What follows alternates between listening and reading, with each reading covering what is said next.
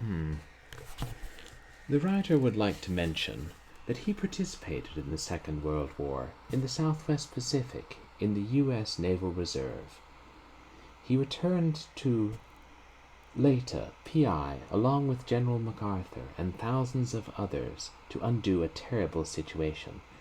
If American and Filipino forces had had a fraction of the material and supplies that were unloaded at Leyte Gulf those grim October days, the story of Bataan might have been different. And this concludes the introduction to Why the Philippines Fell, an unpublished manuscript by Robert H. Firth, which has nothing whatsoever to do with the main thrust of today's stream. Welcome to another Purblind Gamer stream from the heart of rural Virginia, where I am visiting family and friends while I work remotely and continue my streaming. On the bright side, this means that I am in the same place as a great deal of the games that I own, and a couple of old computers with difficult to find games stashed away on their hard drive. The downside is, of course, my streaming setup is, how shall I say, not here. And so I'm back to a setup much like when I started streaming. No boom arm for the microphone, webcam from circa 2011. Could have been 2010, could have been 2012. At some point I stopped keeping track of these things, because at some point even I admit these things are unimportant. Yes, but it took me a fair bit of time to get my streaming set up decently here, and God, I've forgotten how easy it is to have a boom microphone like hanging here instead of just a microphone on a stand right down here. Yeah. So yay, returning to the roots of my stream, but with more knowledge, and slightly better in most respects. Also with Voice Meter Banana, but not Bananas Foster. Anyway, I hope everybody's having a good weekend. I am having an alright weekend. There's some work I should have done by now. I'll do it tomorrow. And I was sleeping off jet lag today. But yes, we are continuing Spooktober, which means we'll be playing horror games all month. And since it's Saturday, I mean, we'd be playing a horror game anyway, so not much different there. I appreciate everybody who voted in the Twitter poll and then came out to see the first part of Prodigal, the freeware horror adventure game, which we played on Wednesday, in spite of a little stream crash, and which we should continue next Wednesday and probably finish. Never thought I'd kill demonic cows with a bow and arrow, but I did. And then the plan is tomorrow I will start Alone in the Dark, the grandfather of all survival horror games. Assuming I can get my floppy disk copy installed and working on this computer through use of a USB floppy drive. And if not, oh well, I might just have to buy the entire trilogy on GOG for $5. Or, install it from the CD-ROM that I own. But we have options. Well, that's the future. But people always say to me, Purblind Gamer, what about the present? And I always say to them, is it your birthday or something? Because if not, I see no reason why I should give you a present. But in the present, we'll be playing Scary Garden Tales 3D, which interestingly, I did say we were going to play Putrid Putters, the horror mini golf game, but I know I had a copy that was fully registered and activated on my old computer, but for some reason it's now not registered on my old computer, and meh. But also, there's this game which is a retro-styled FPS, Scary Gardener Tales 3D, that I had tried to find online, but I had the name wrong, so I couldn't find it. Funny how that works. And then when I found it on my old computer and looked it up, I was like, oh yes, it's quite available on ModDB. But it's not very well known, and it's really a fun little game that's some creative and effective parts. And this might be the only game the developer ever made. It apparently was programmed in Python. The engine reminds me of the Ray game designer, but I don't think it's made in that. I think it's better put together, and certainly better thought out, and creative enemies. Kind of akin to the pre-Wolfenstein FPSs, where enemies are always facing you. I guess was also how Wolfenstein was on the Super Nintendo, I think. Yeah. Then since I'm on East Coast time, I probably will be starting earlier than I want tomorrow. I'll probably post an exact time on Twitter when I figure it out and get everything sorted out. I haven't been saying that for years. Okay, let's start the game. It's ironic. I have my webcam balanced on top of my beautiful 21-inch monitor, which, since it is 10 years old, won't hook up to this computer. Oh well. And do let me know if the volume is alright once I start the game.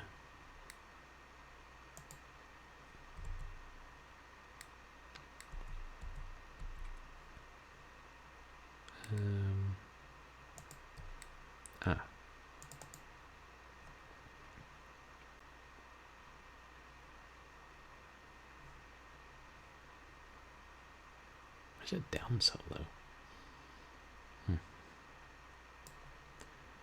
There, that better centered? Yeah.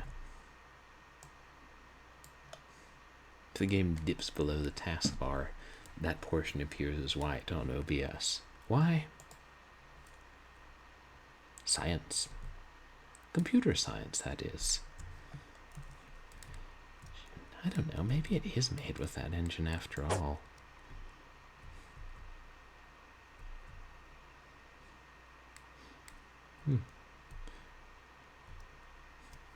It's interesting, you know, I don't get mice.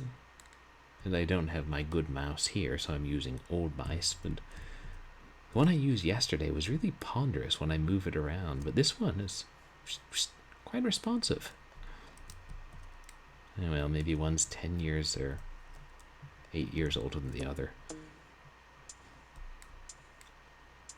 My family and I really need to clean out our house. Is it just me, or does it look like there's a human form in that fountain? Resistentialism at its finest.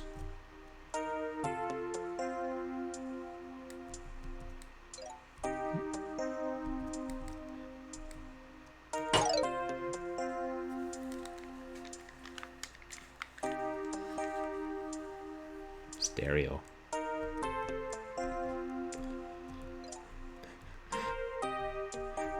I like the sound effects when they notice you.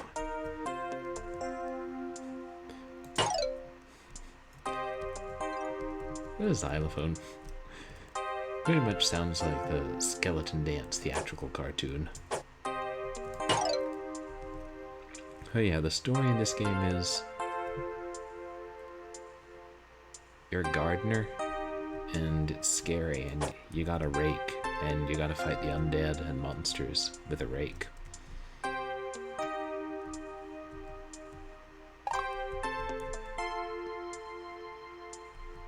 And that's really all we need. Oh yeah, you can unlock doors with keys. That's part of the story.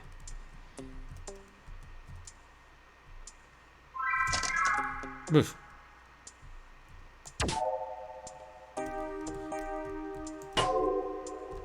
Oh good, you can kill the ghosts.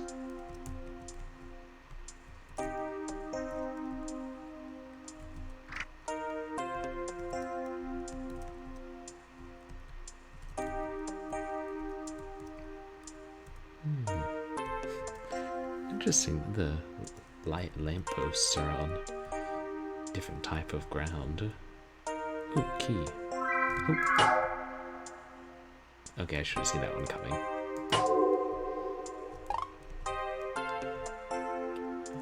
So you see the rake dissipates the ectoplasm. Also, it's a holy rake.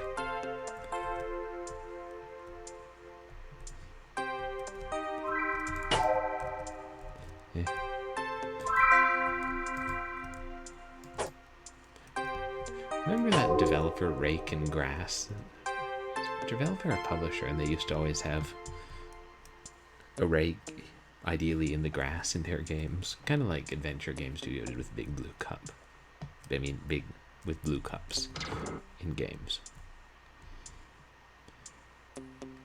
Main thing I know Rake and Grass did was Jets and Guns Gold, which is one of the greatest shoot 'em up it's ever made.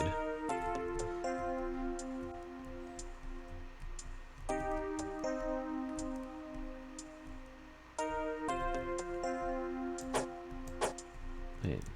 I just passed a locked door. What am I doing again? Ooh. Also passed a gun.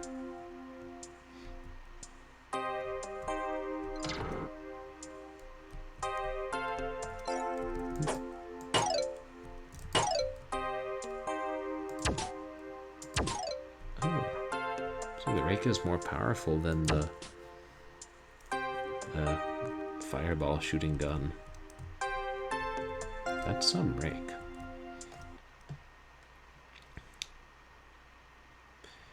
I mean, it is true. Like, if, next fall, try shooting the leaves in your yard with a gun and then try raking them with a rake and see which has better results.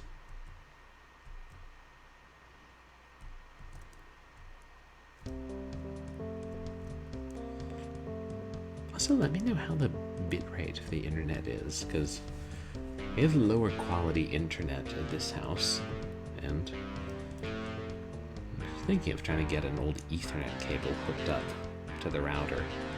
I'll just see with this stream if it buffers and lags and chops and crashes. Oh.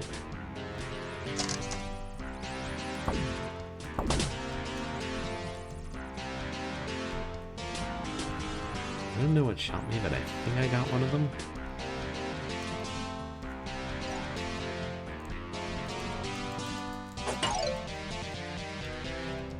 Okay, different kinds of ammo.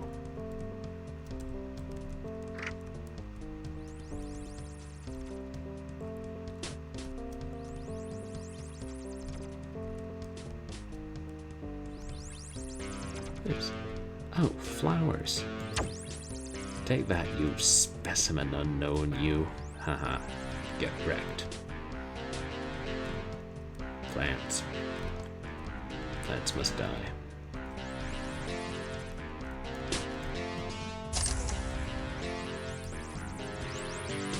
Oh. They don't die. They just go to sleep. Overrated morning glories. More like morning gories.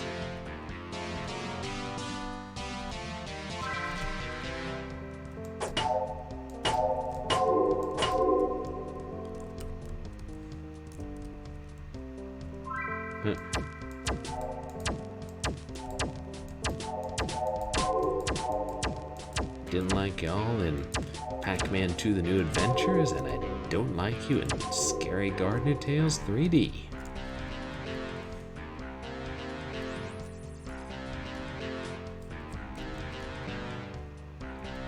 But I'm disappointed in you flowers. Y'all were cool in Sonic the Hedgehog.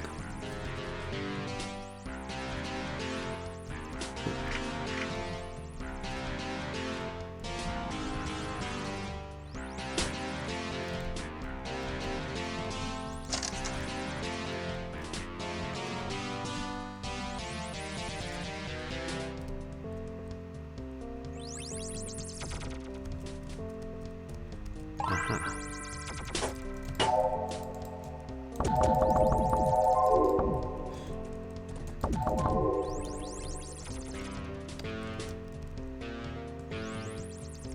think that other gun is more powerful. Or just faster. Oh, and bouncier.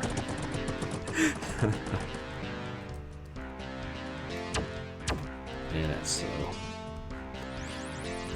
Should have suspected a trap there.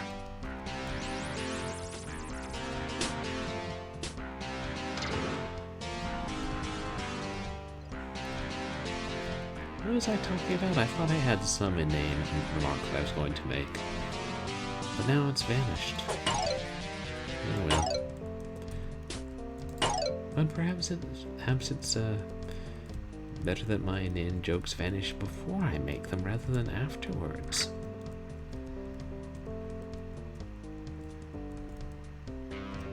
It's either deep or makes no sense.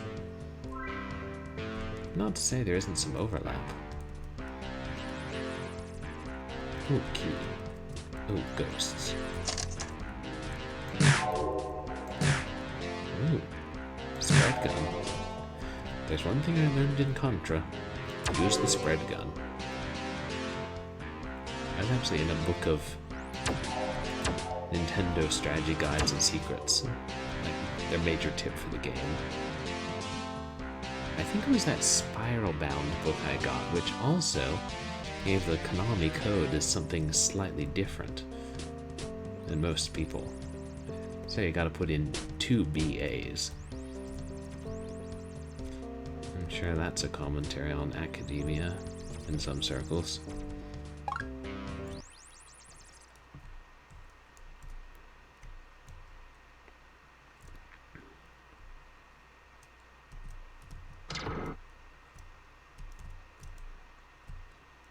Now, is that a different color, or did we use up the key?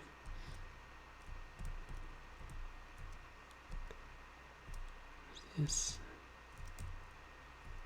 Yeah, that's where we started.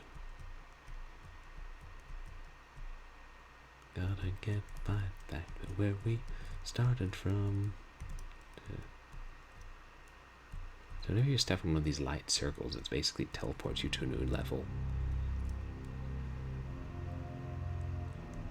I don't remember this one. And I guess that's a lake or something. It's really dark. Oh, no, I think I do remember this level. This is neat.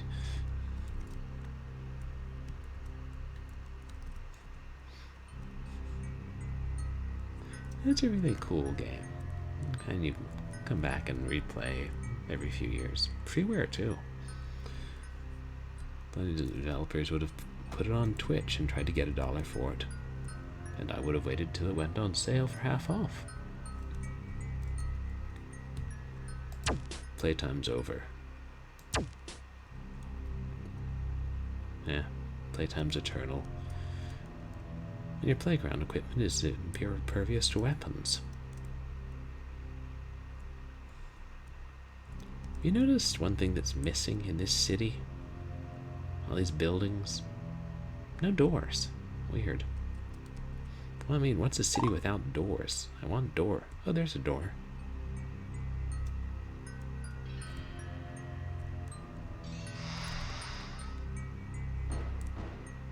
Lots of doors. Observe. When we turn our back on the doors, they open. And when they close on our life.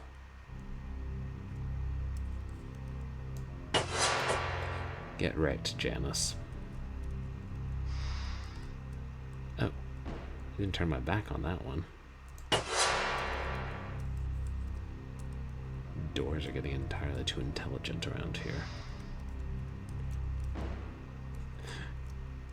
This is when it becomes pretty good as a horror game. You hear the noises and you're like, shoot, where'd that come from? Knowing you've limited time to find it. I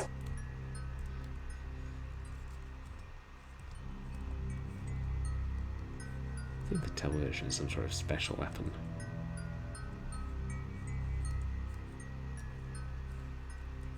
Okay, we'll stick with the basic gun for now.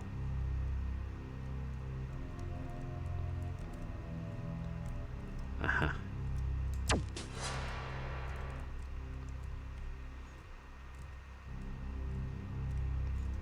And it's like you want to look around and see the doors. If you look around and accidentally trigger one and don't notice it,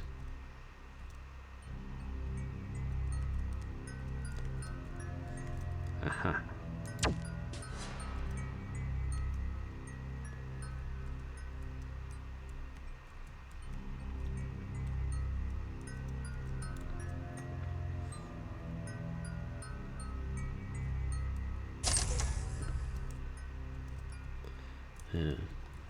As opposed to exploding lips.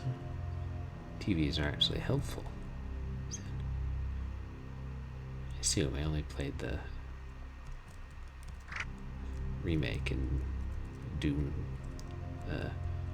Source Sport. Oh, that was just a locked door.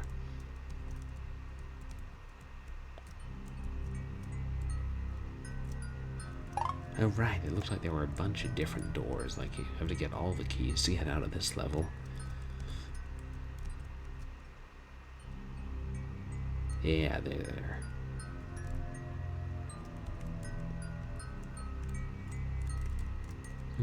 Guess we need a different color.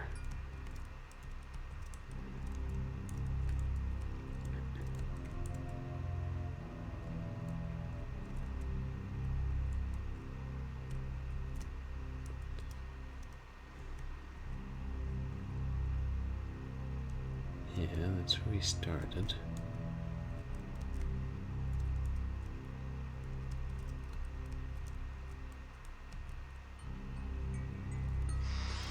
Oh. Oh man, a lot of doors.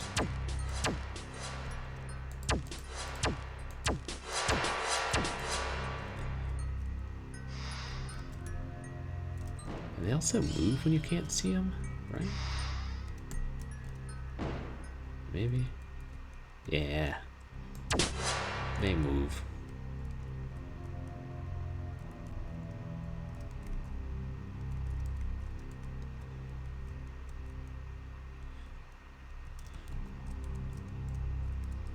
It's so dark, and the way the walls are set up, it can be hard to tell if there's somewhere else you can go or not.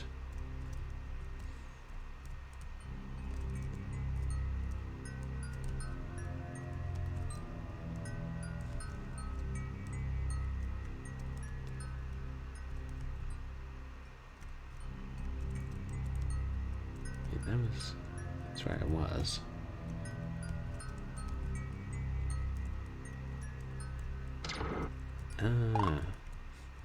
Oh. You weren't there before.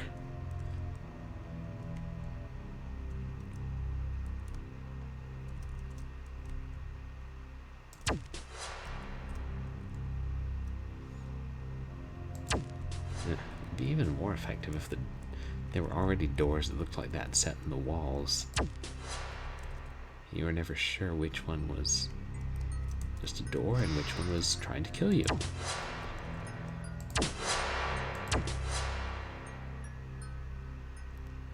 It might be. I guess not. Why is that a light color? Oh yeah, that's a door.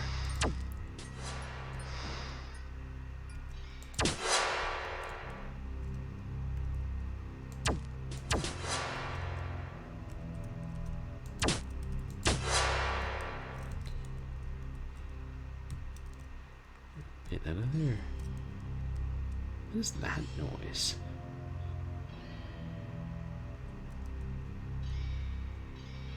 Sinister jingling. Maybe that's the doors teleporting around after they've been woken up.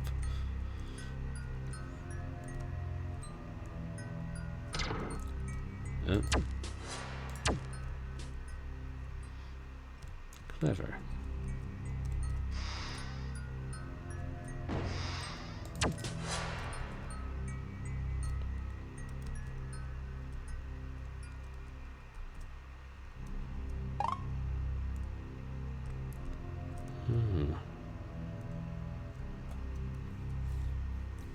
This level could have been a lot harder. A lot more backtracking and, you know, there's larger areas to search for the keys. I think we've got, yeah, we got 4, and I think there were 4 doors.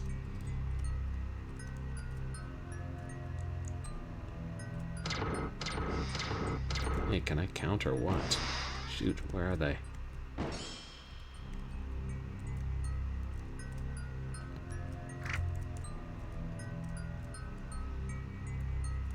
I heard them, but I don't know where they are. Oh. Okay, just one.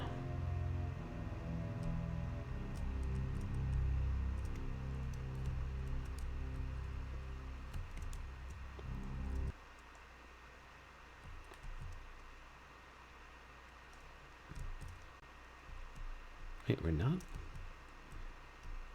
We're in a new place now, aren't we?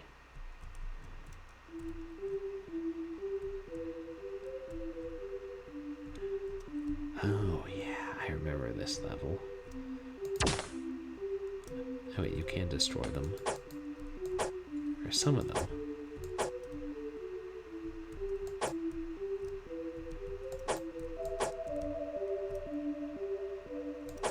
Basically, that's right, some of them can kill you and some of them are harmless.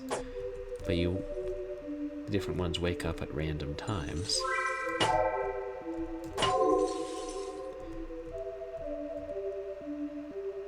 And they don't move when you're looking at them. So you don't know. I'm trying to remember now how you tell. Can't say I think much of this their choices of decoration in this place.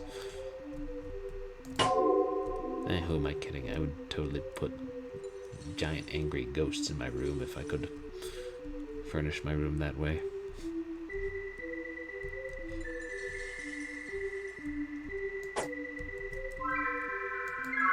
Oh. It looks like a bunch of balloons.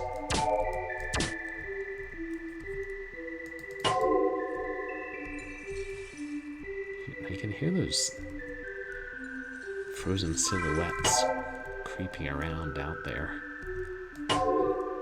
while I'm whacking ghosts here. Wrong way.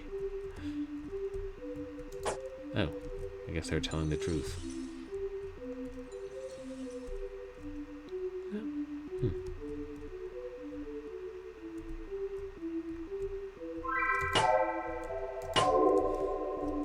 Pop up anywhere.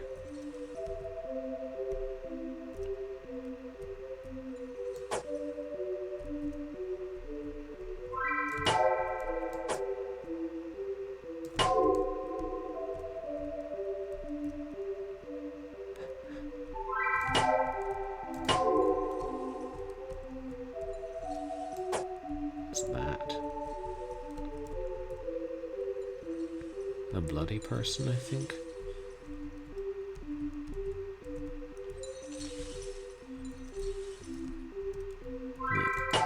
Here's our buddy Inky from Pac-Man.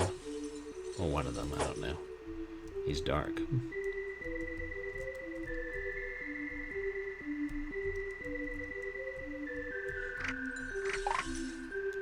I needed that. Ooh, Ferris wheel.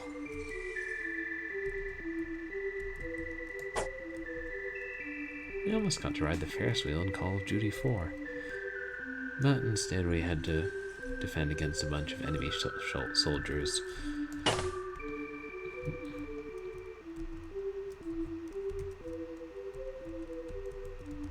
could try just shooting some.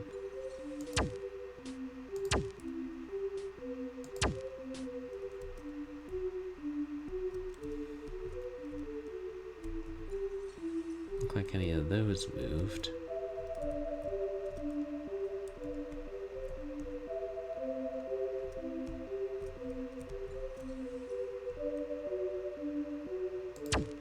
But can they hurt you when you're looking at them?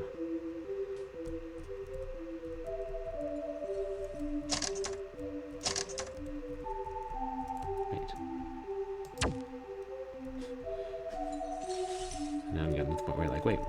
Were you there a second ago?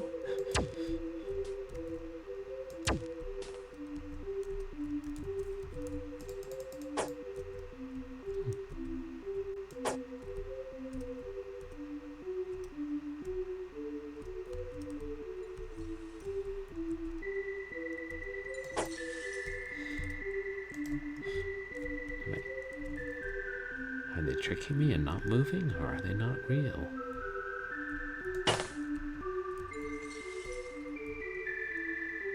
Wait.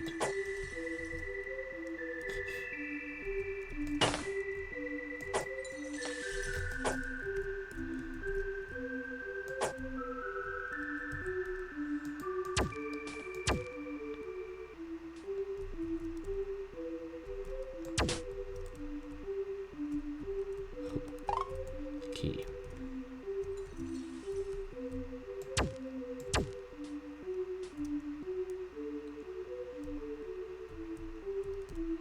Knife. Keys and knife, both useful things. Also guns.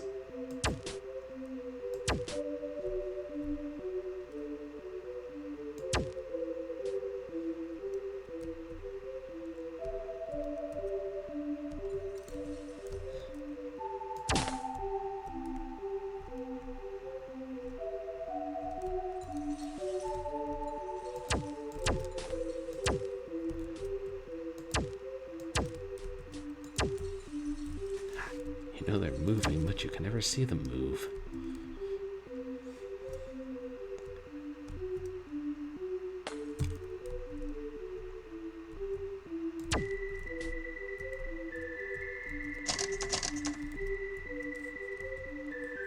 Oh, okay, you're not capped at 100.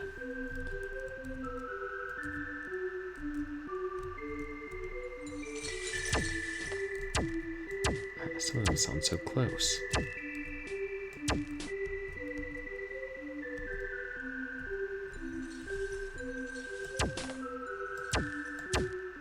Shoot. I wonder if all of them can wake up eventually. That would be bad. Did I just hear one shatter?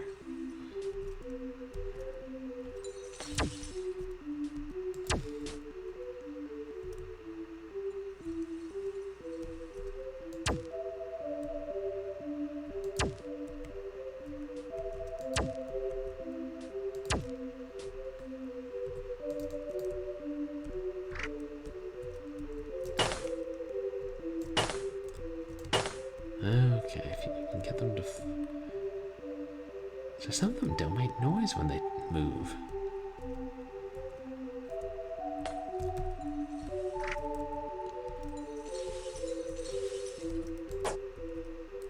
I think it seems inconsistent.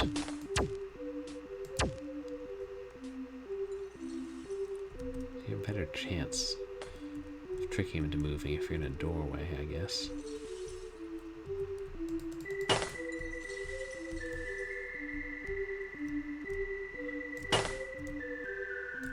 Around walls. I wonder what they are. One of the things I like about this game is, you got your skeletons, you got your ghosts, but then there's just these like doors and these silhouettes. They don't play by any known rules. They're just entirely new sorts of monsters.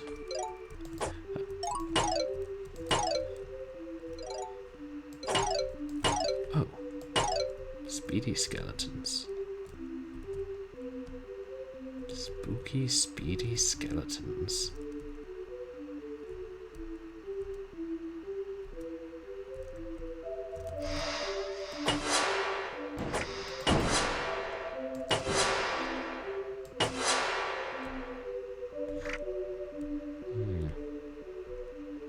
Speak of the doors. Whoa, that was something else.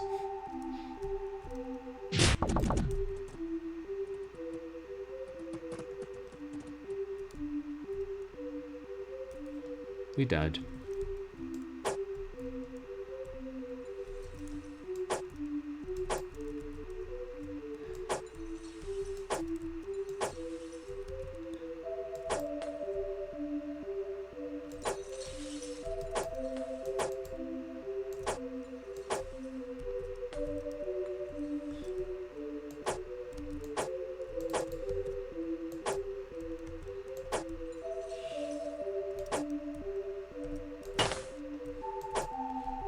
they're standing too close to a wall or too close to each other, then I think that's a good indicator that they're alive.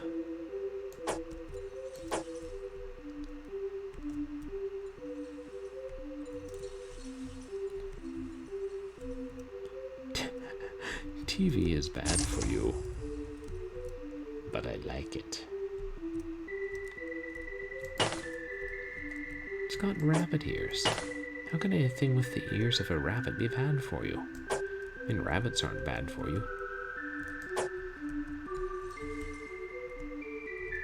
I mean, you know, compared to other meat products.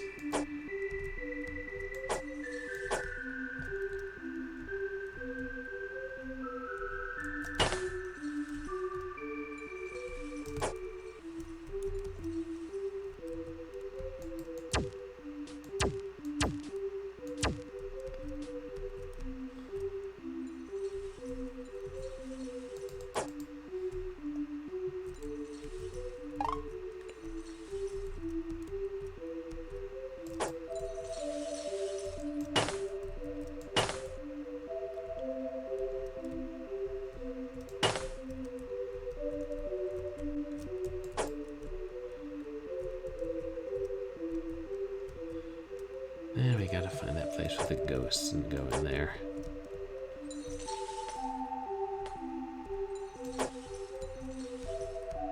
At least this time we know to be ready after the plaza with the doors to face whatever it was.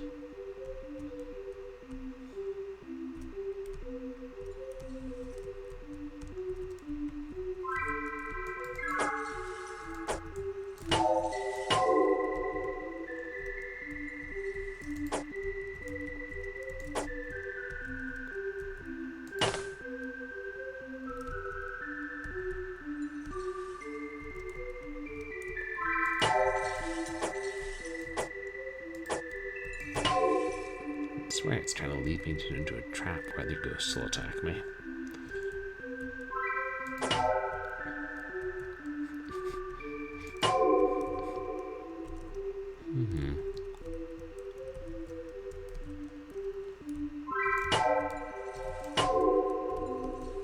Is this a dead end? Alright.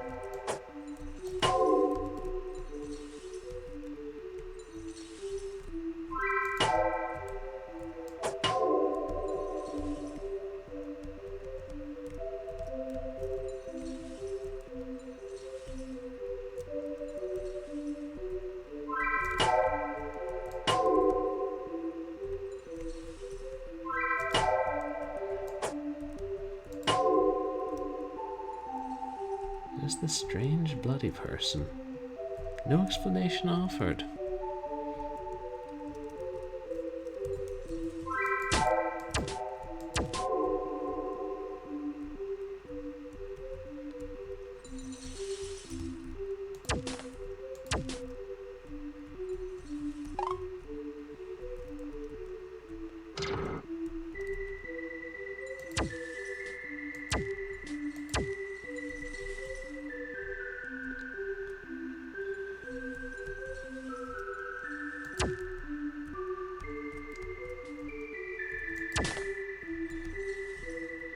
Trying to go by the sounds vaguely, in distance and aside.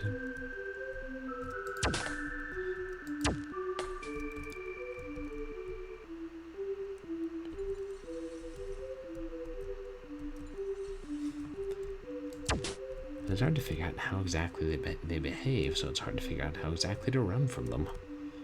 Wait. I wasn't that close to him. He exploded or something.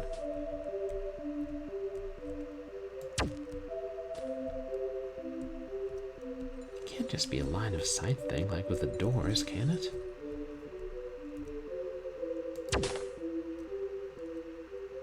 That wouldn't just come alive while we were around the corner?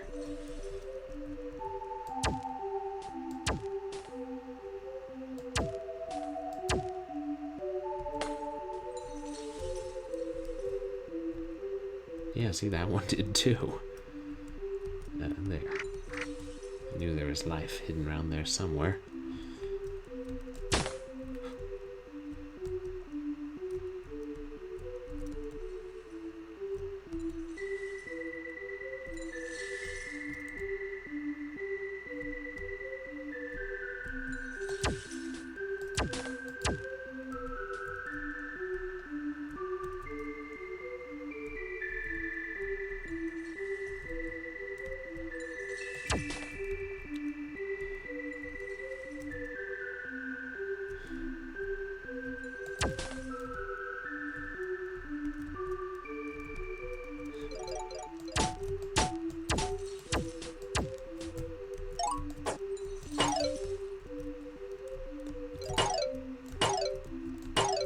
A skeleton on the loose.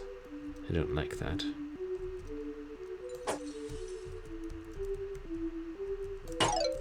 Fast one, too.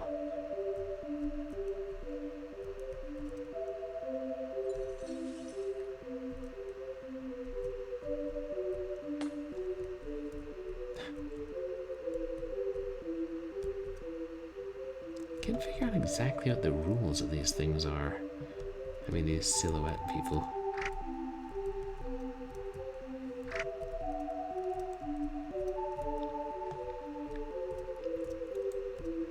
Now here, I know the rules.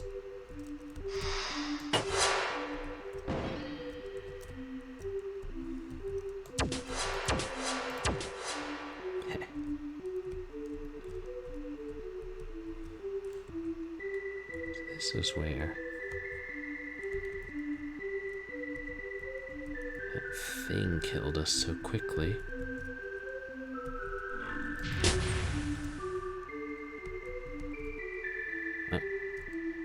Television is a powerful weapon.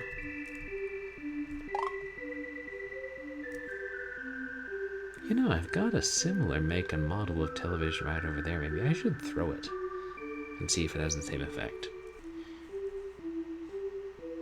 See if I can throw something that weighs like 100 pounds. CRT televisions were dense.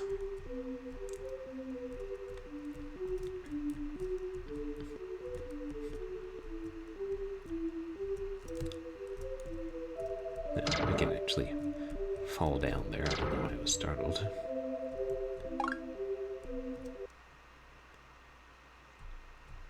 Is this the last key we need?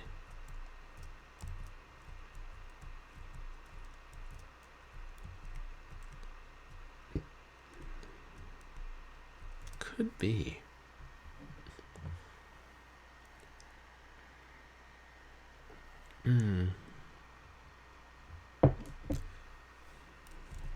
Let's finish weeding this garden.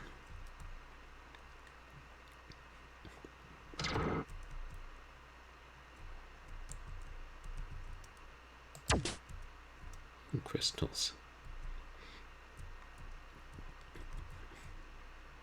And, I don't know. Let's call it lava.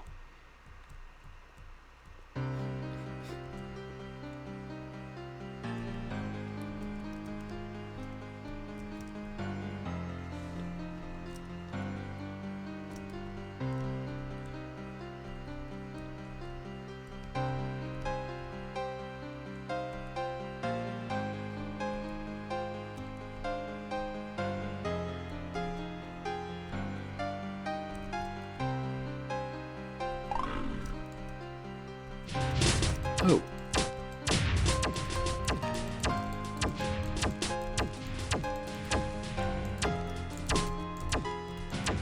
Some kind of demons with like spread fire capabilities. Shoot like 3 fireballs at once, maybe 5. So can I.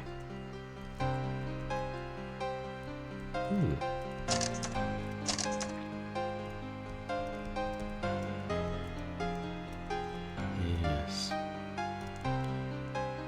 Now that I know what I'm up against.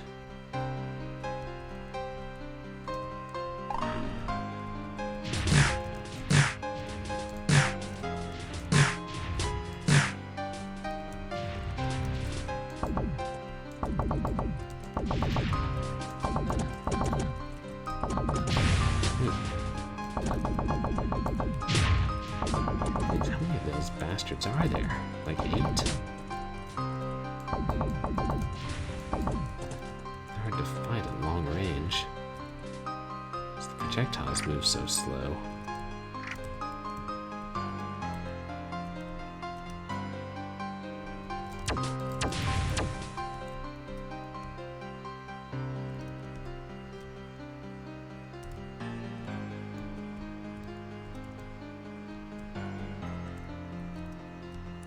Is that the way we came? Might have been. I thought there was one more fire demon.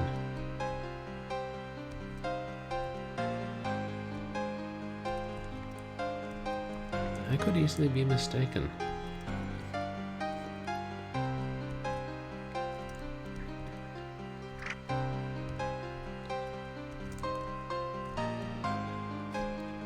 Oh, is that a TV?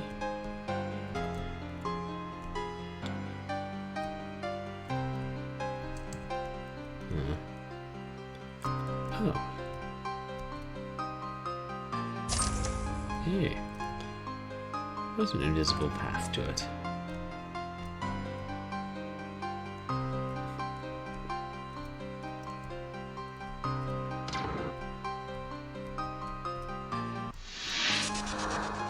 What was that?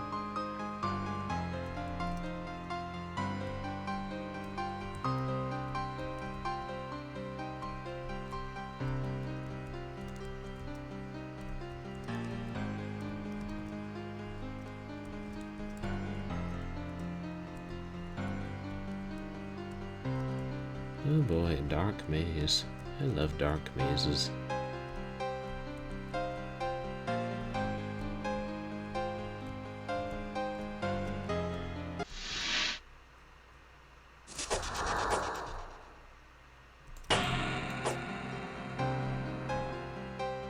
Okay, so we're up against some sort of miasmas that pass through walls now.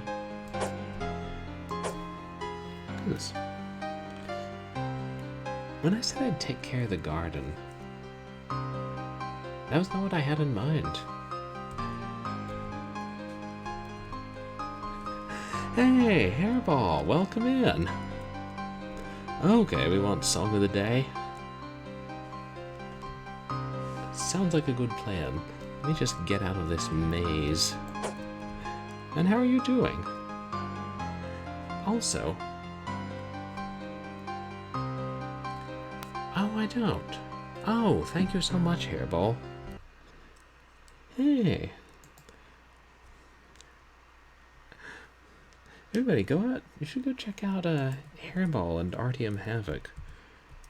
Two friends of mine, both awesome streamers. Hairball mostly streams retro. Havoc mostly streams whatever the hell he feels like. And I believe it's currently his Delta Force month.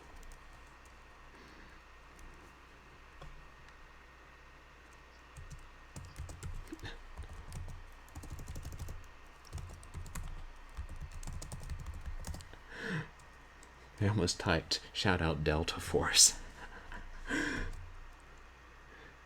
You were playing Bad Cat again, Hairball? You're going to get the world record for that.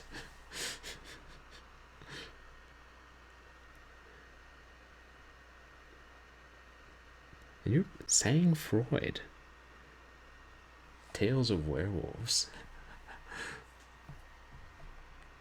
Well, I bet you were very cool and collected while playing Sang Freud. Okay. Wait. Song of the Day. Oh, tower defense. I've never been a fan of tower defense either. Oh. Wow. Over 10,500.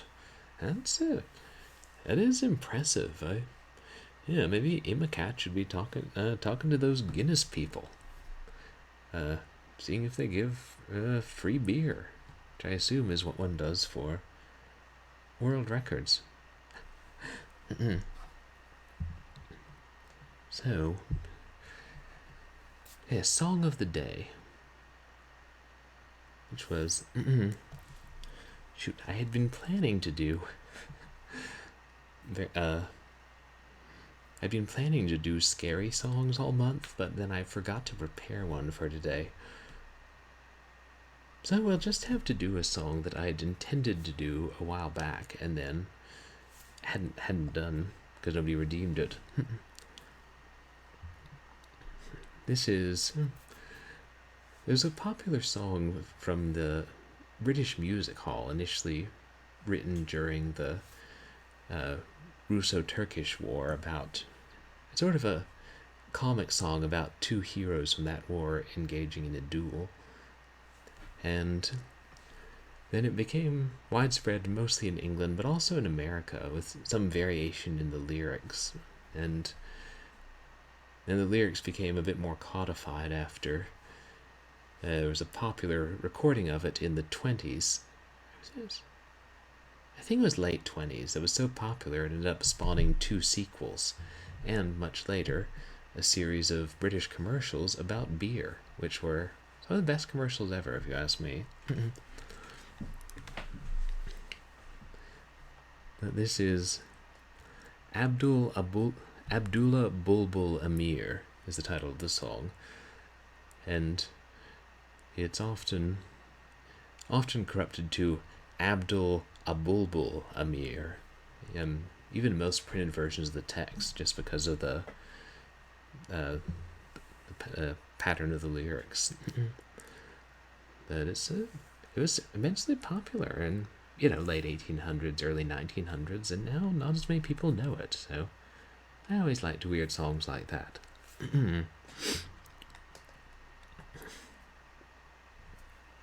I should drink.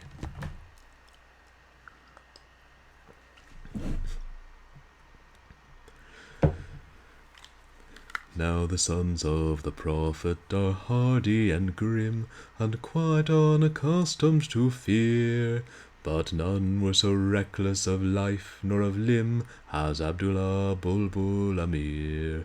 If they wanted a man to encourage the van, or to harass the foe in the rear, or to storm every doubt, they would always send out for Abdullah Bulbul Amir. Now the heroes are plenty and well known to fame in the army that's led by the Tsar. But the bravest of all was a man by the name of Ivan Podzinsky Skidar. He could imitate Tool, play euchre and pool, perform on the Spanish guitar. In fact, quite the cream of the Muscovite team was Ivan Podzinsky Skidar. One day this bold Russian had shouldered his gun and donned his most truculent sneer. Downtown he did go, where he trod on the toe of Abdullah Bulbul Amir. Young man, said Bulbul, is existence so dull? You're anxious to end your career. For infidel, no, you have trod on the toe of Abdullah Bulbul Amir. Take your ultimate look at the sunshine and brook, make your latest remarks on the war. By this he imply you are shortly to die, Mr. Count Cask of Whiskey Cigar. Said Ivan, my friend, my remarks in the end would avail you but little, I fear, for you'll never survive to repeat them alive, Mr. Abdullah Bulbul Amir. Then the bold Mamluk to his trusty Chibuk gave a cry of Il Allah Akbar, and being intent upon slaughter he went for Ivan Podzinsky Skidar. As Abdullah's knife has extracted his life, in fact he was shouting huzzah. He felt himself struck by that subtle Kalmuck, Count Ivan Podzinsky Skidar. The consul drew nigh in a red-breasted fly to give the victor a cheer. He was only in time to exchange a last rhyme with Abdullah Bulbul Amir. And Skobelev, Gorko, Gorbenchnikov too drove up in the emperor's car. But all they could do was cry Das Vidanu, with Ivan Pudzinski Skadar. There's a tomb rises up where the blue Danube rolls, and on it in characters clear, his stranger remember to pray for the soul of Abdullah Bulbul Amir. A Muscovite maiden her vigil doth keep by the light of the true lover's star. How the name that she murmurs so oft in her sleep is Ivan Pudzinski Skidar. Da da da da da da da.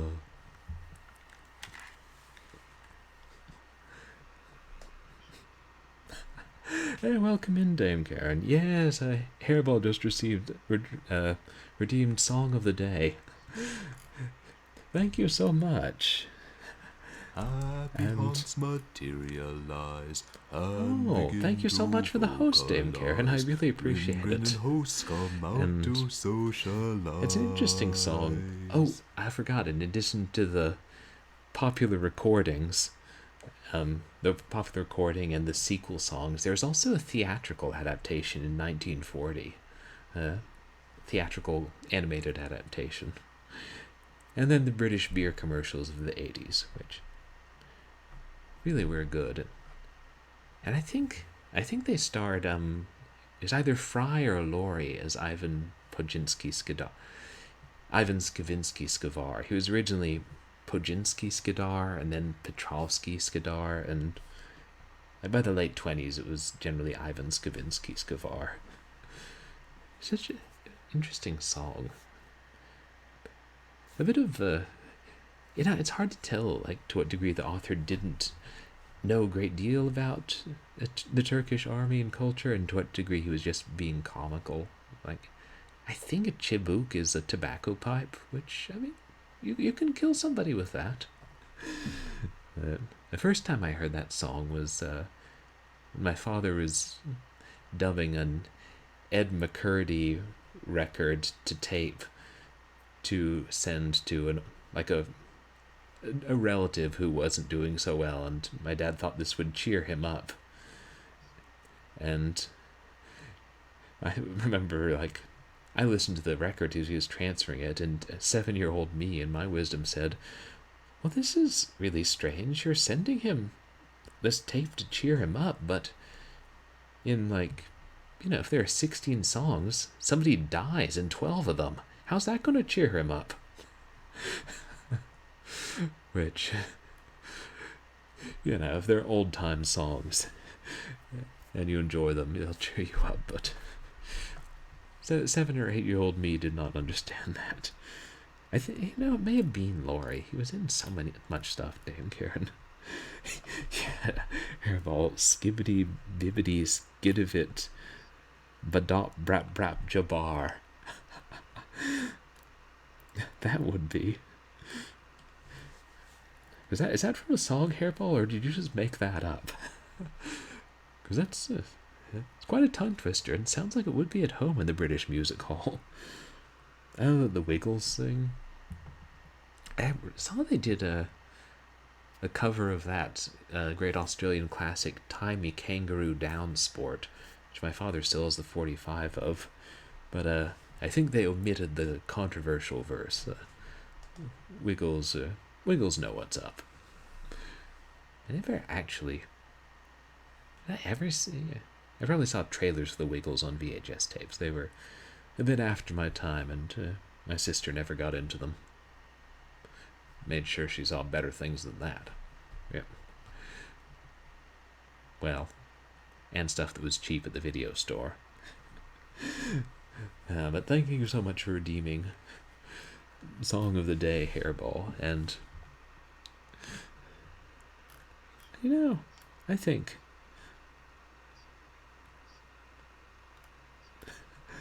oh, the Slavic fellow movie Zaynli. I haven't seen that song.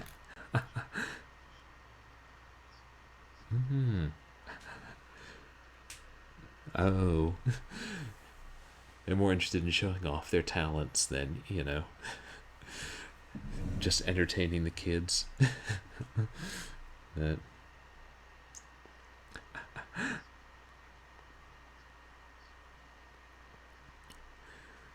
Oh, I'm not that familiar with his work. I just know, like, I think that was the main song that was popular here, and I think he might have had a cameo in that Run for Your Wife adaptation, which someone mentioned when I was in a stage adaptation of it. Insanely fun play.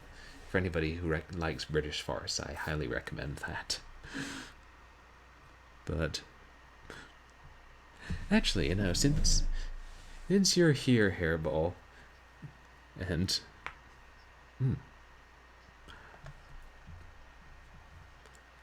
oh yeah, the children try to imitate dancing on point, and they haven't been trained. It sounds like a good way to hurt your toes. I mean, I wouldn't presume to know. I've never tried it. I don't intend to. It looks dangerous. But hey, Hairball, since you're here and since you just redeemed Song of the Day, I'll be right back.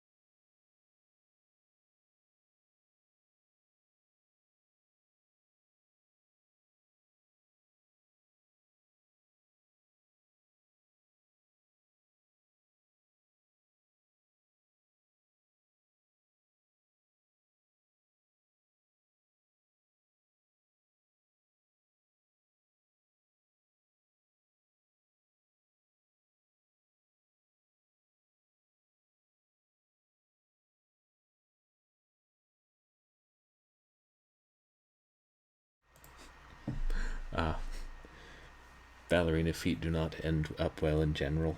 So then maybe that's not a good thing for people to do. Like, just throwing that out there. Like, don't do things that, damage your body long term. Where did I put my whiskey? I know it was around here somewhere. But I digress. So, like 8 or so years ago, I was nosing around eBay, as one does, and I saw somebody was selling this big box PC game that I'd never heard of, and it was $1 with like $4 shipping. And so then I bought it because, big box computer game, mint condition, $1, $4 shipping, rare game, what you gonna do? And then when I tried to look it up, the PC port was extremely rare. There's mostly information about the Amiga versions. And I was like, well, cool, I have an obscure game. And then somebody decided to start reintroducing it to Twitch so that it became a phenomenon and all the cool streamers were trying to play it. I hear that Kay Whitty is going to do it next week, and the Grain Lady is probably going to take a stab at it sometime in November. But yes, it was Bad Cat.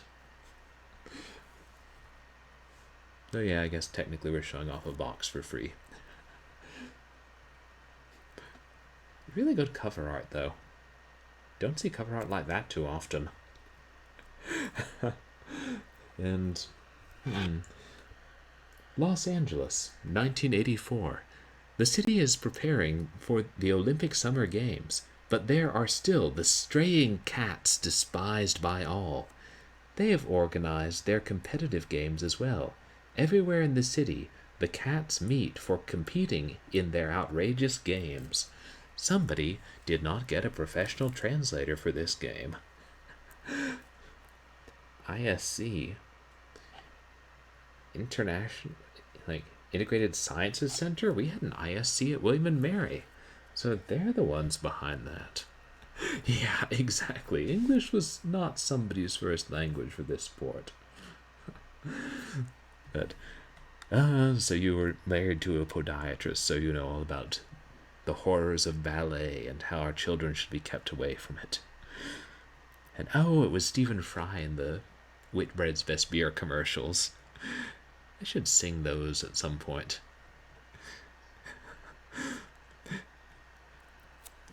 It was originally from Germany, set in Los Angeles.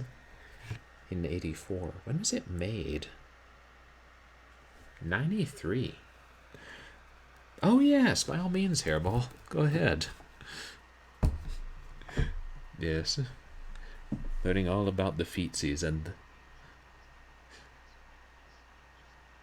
It's a... You know, like, painful feet. That can mess up your life in a lot of ways. Podiatrists are important.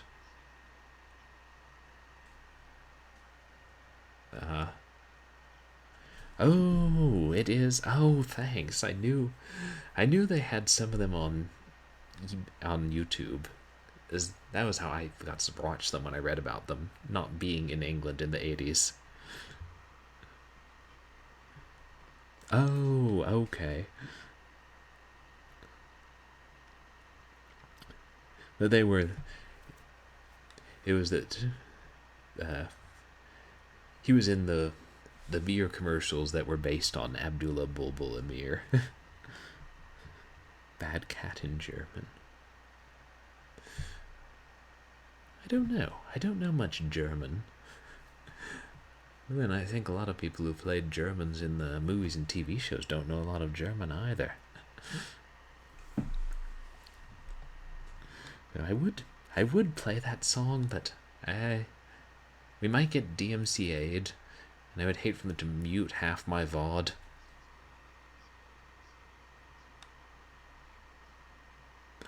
Oh, so Neighbours was a send-up of Australian drama. Interesting. I'd heard about it, because it was mentioned in a Georgia Nicholson novel, but I didn't know. I thought it was like just an Australian show. I'd never actually seen it. So many good shows I haven't seen. But thanks for posting that, Hairball. And I do encourage everybody to check out that link, because those commercials are great. They get weird a bit later on, some of them. Oh, Fry and Laurie did a stand-up of Neighbours. Gotcha. Street cat. Ooh.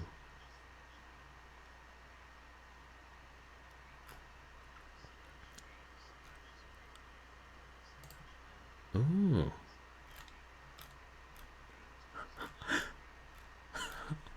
Wow, that cat has got swag. No, the link worked fine. I clicked on it and it's hilarious. So it still works, even though it looks like it braked.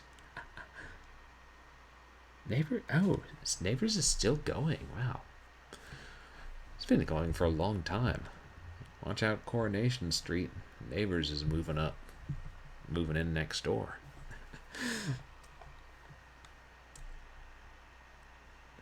Wow, that's... I don't know how to... I'm trying to create a browser source and show the link. I don't know. But it's got a bunch of stopwatches and an angry bulldog. And a bowling ball and pins. And this cat posing like right up against the front.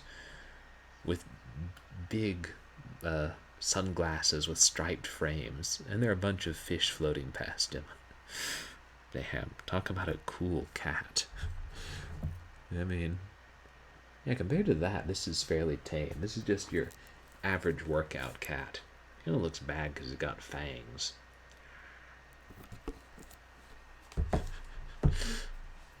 Okay, that's the Amiga cover. Didn't get that many Amiga games over in America. I don't know why. Gotta be some reason. Tariffs. Probably tariffs. Thanks a lot, America. I do like Fry and Laurie. I should probably... I don't know, maybe I'll check out their parody of Neighbours, except I might not enjoy it as much never having seen the show.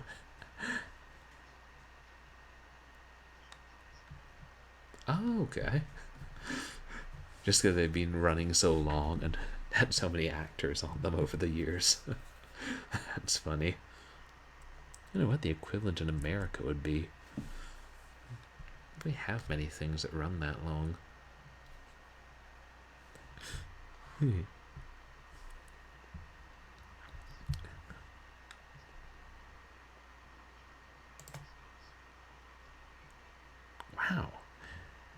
Can't believe they have these kind of things on Moby games. Als einst die Katzen in L.A. Oh, hey. Interesting. That one has a picture of the same picture as the cover of the game I have, but it's different colors. I knew about Kylie Minogue, but Chris Hemsworth started on Home and Away. Wow.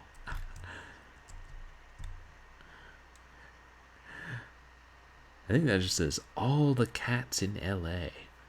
It's an interesting magazine advert. It's just like tiny text and then a tiny picture of the box art, and then this. That's a crease. It's like a 2-page spread. That's just a screenshot from the game. Like you can see the scan lines. Wow, it's an interesting choice, Germany. I'm certain I don't know enough about your magazines in the early 1990s to comment on it, but seems like on the other hand, showing a big picture of the gameplay is more honest than some of the American print ads where it's like you show the box art or you just show a picture that's related to the game, trying to be clever and don't actually show gameplay. Now they have boxes that don't show the gameplay. That's when you start to get suspicious.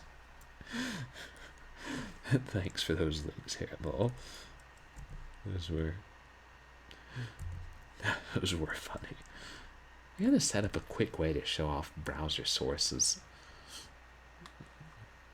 I don't know, there's gotta be an easy way in OBS.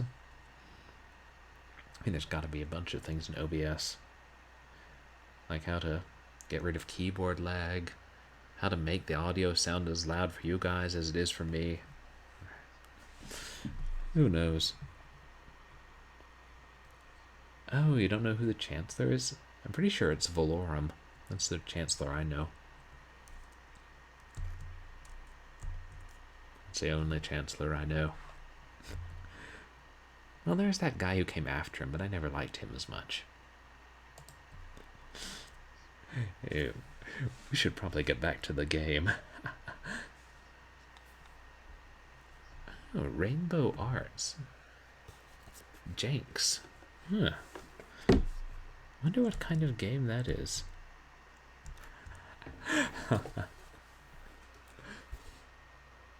Oh no, I was joking. It was Chancellor Valorum was the leader of the Republic in the Phantom Menace.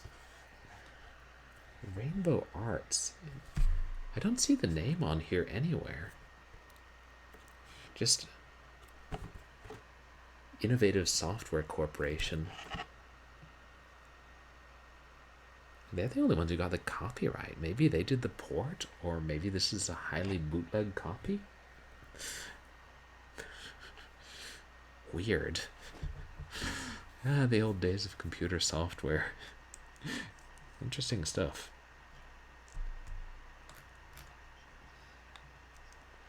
Oh, there was a recent election. It may be. I don't follow international politics that much. I don't even know if I follow domestic politics as much as I should.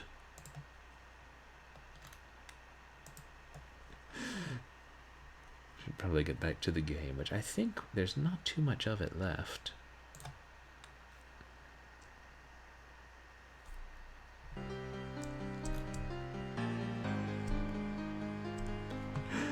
Yeah, I know. I've heard a bit about her, and I knew. Hasn't she been there a while? Oh yes, we were walking around this dark maze, being attacked by ghastly miasmas that pass through the walls. Because horror. 16 years, wow. Wow, that is a long time.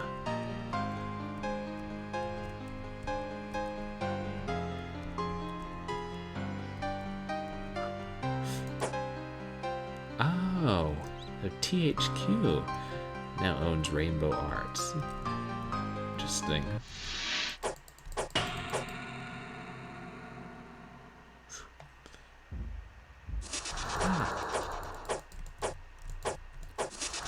Ah, where are they?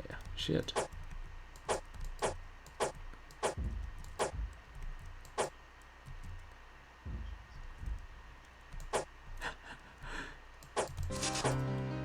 Yeah, I mean, that's good.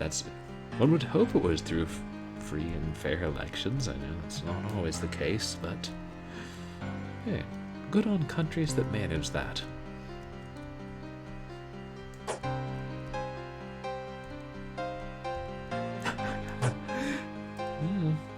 I don't think I've faced anyone with eyes yet. Oh well, the ghosts had eye holes.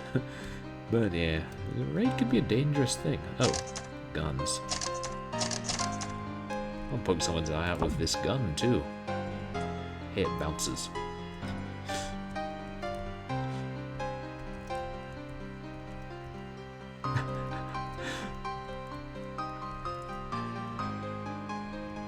Yes, interesting choice of weapon, and interesting that they didn't keep with the garden theme. They're like, okay, we've got a rake and powerful guns and televisions that explode.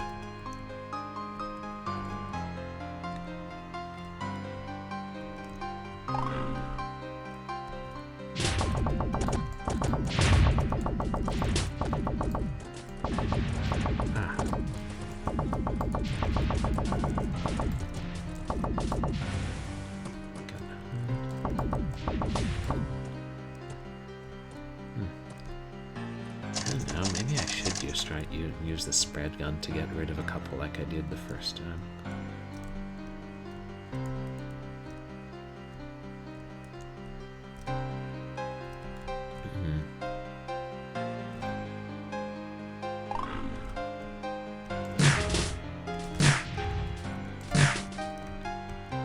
I don't know, maybe they're bats, not demons, I can't really tell.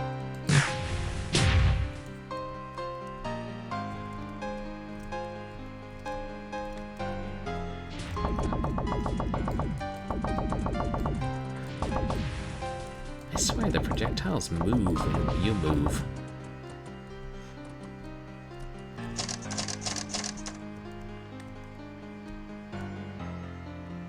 It's a better strategy to let them come to me.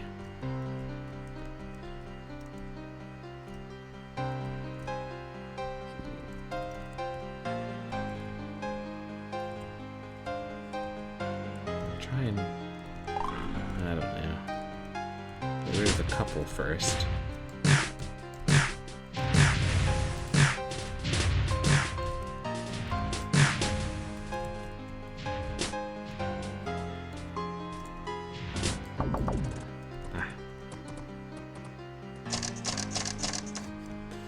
Probably just got lucky the first time.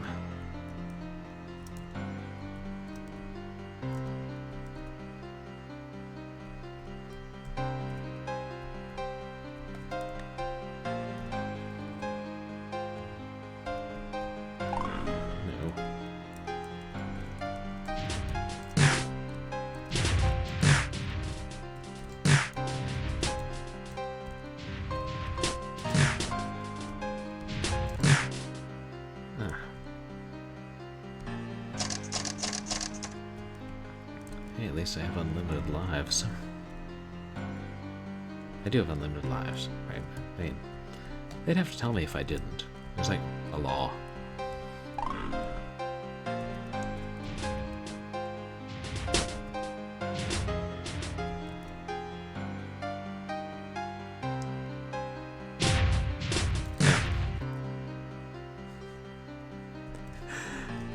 Yeah, well, I do like games like that sometimes, where death is merely a temporary setback. Step out of the, I don't know, Vita chamber, like 50 yards behind you, and keep on slaying.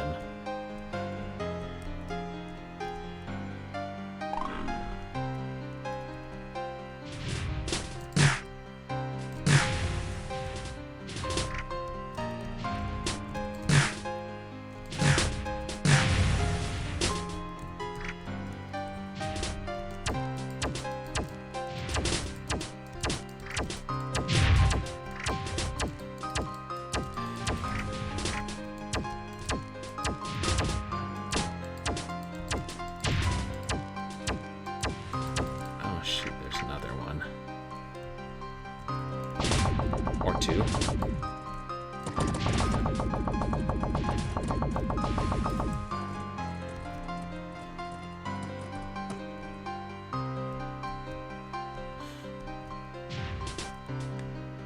I just let him kill me. I can't possibly win.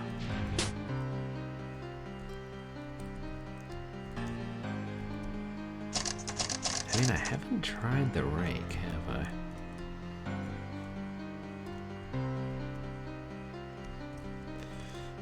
This is the first level it's gotten actually tough. The others have been creepy and interesting, but pretty easy.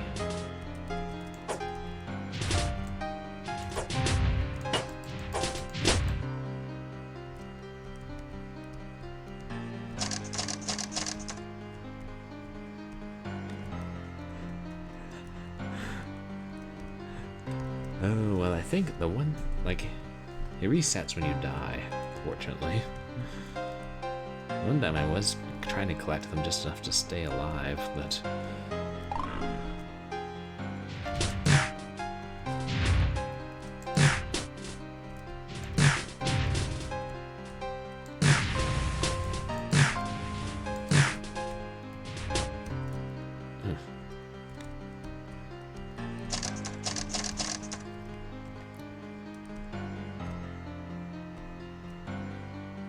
I believe the final boss is not far beyond, so... Try not to use it all up, but...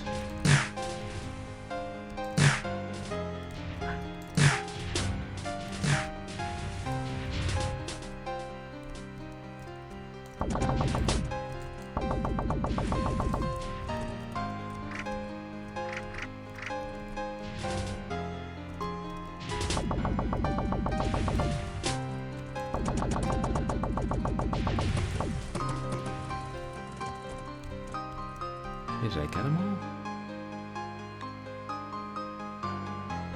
It's hard to tell. I never did figure out how many there were.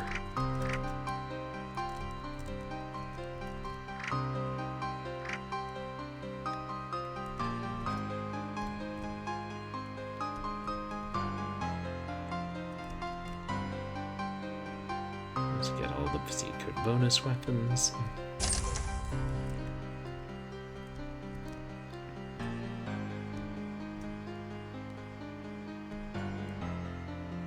I haven't actually seen anything that grows in gardens. I saw trees earlier.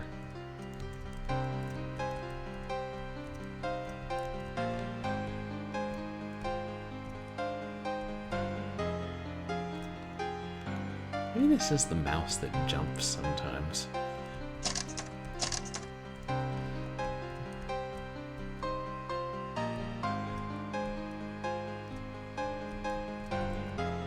Several mice I need to get rid of. I left my good one in Los Angeles.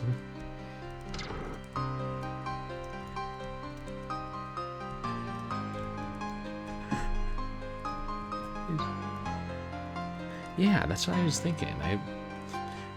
I did think it looked like lava. I didn't put together those were ice. I just thought they were generic crystals.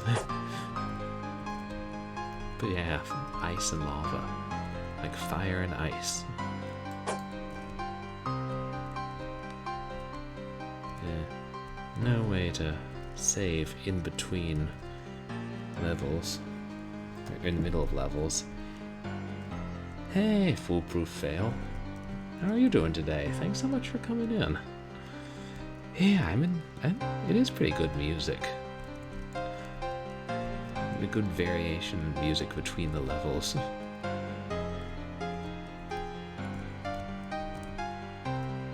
And I like that it stops when one of the gas gasts is almost upon you.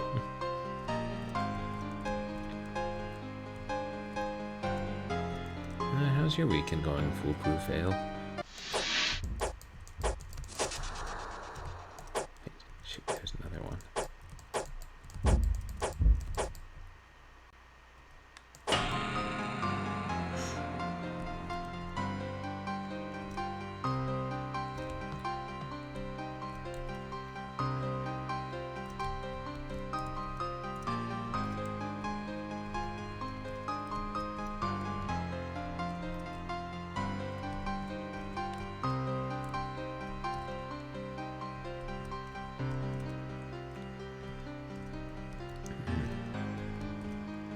Oh, nice. Sunday off as well. Yeah, that is good. 3-day weekend.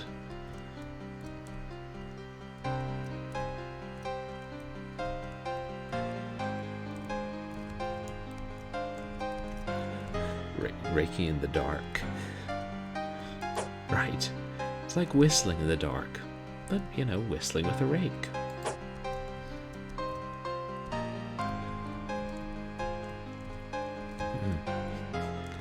Yeah.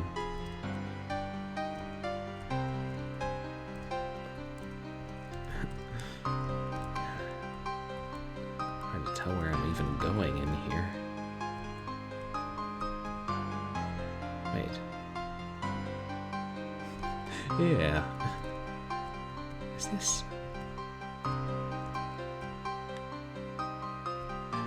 No, that's where I came in. Oh, another interesting thing about Abdullah Bulbul Amir was that the like musical, the few notes at the end of the song, at least in the 1920s recording, were also used at the end of the song for the American cartoon SpongeBob SquarePants. And I always wonder if they got that directly from Abdullah Bulbul Amir, or if there was... But I know they sometimes incorporated folk music into that, and old tunes into that show. And I wonder if there was... if it's being used other times.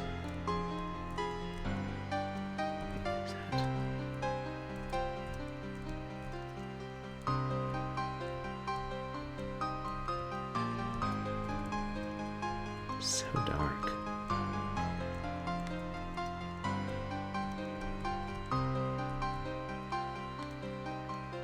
No, it's not a dead end.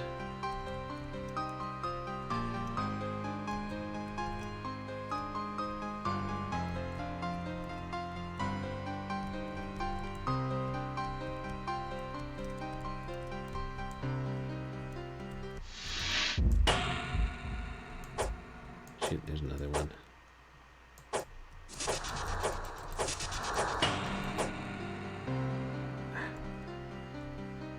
I guess when they hit you, they vanish at least. So.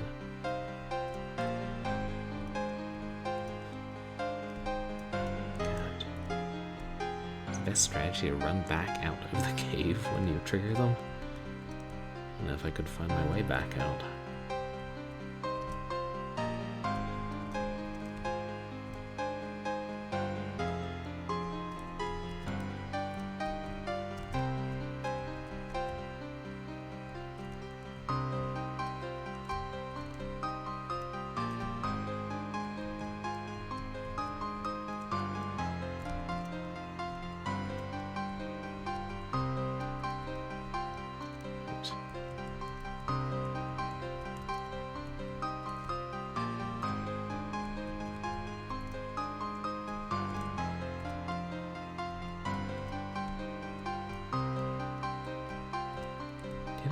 Did I get turned around again?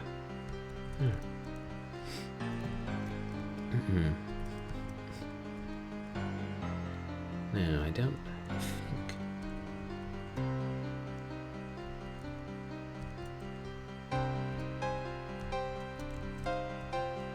No, there's no map in the game, unfortunately.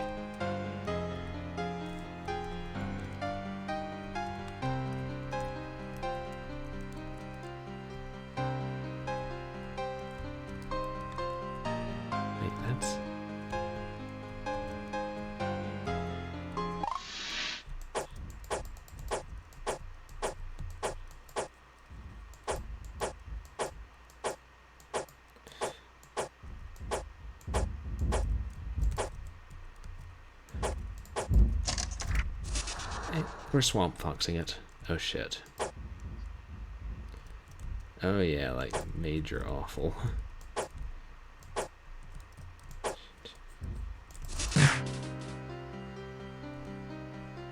Damn. God, wonder.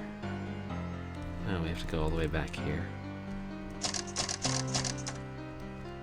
Maybe the better strategy is to use the bouncy gun in the maze, like as soon as you trigger them.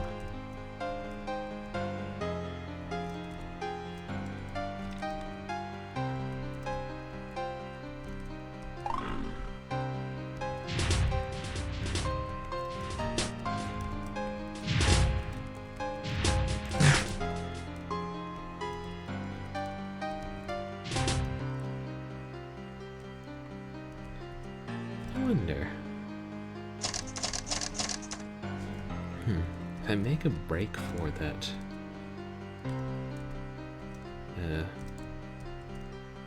miniature cave with the 2 spread guns in it, that's a better place to fight the fire bats from.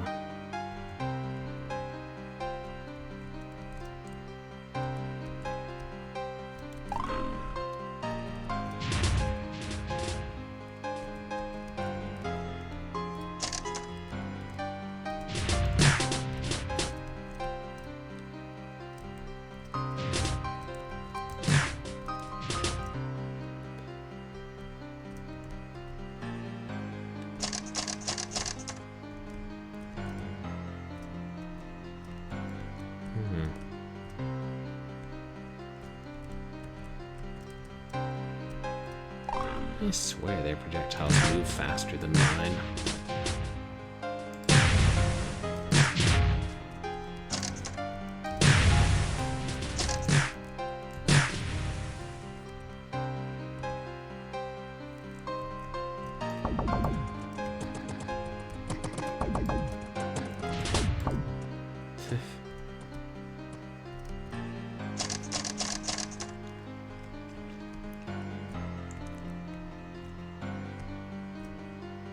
It's getting a lot more challenging than I recalled.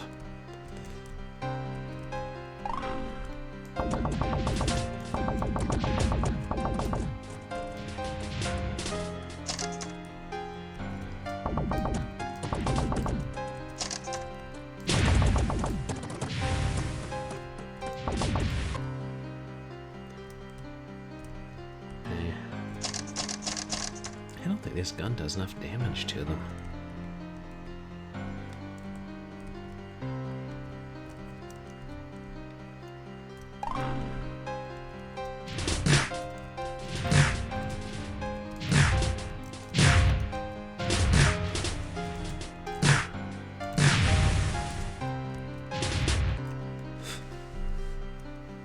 You usually lose your bearings, especially when you're walking backwards.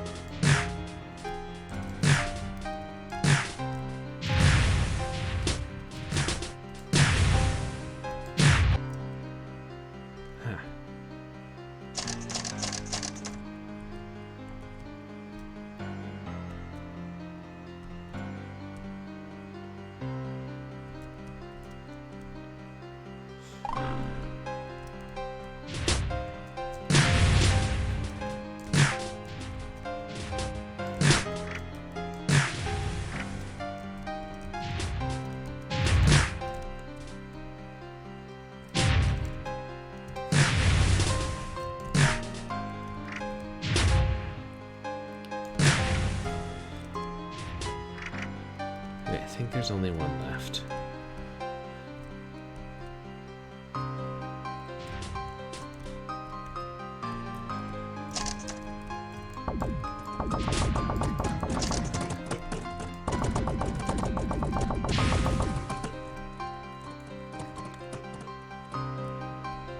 Okay. Yeah, that's not bad. I can live with that. But for how long?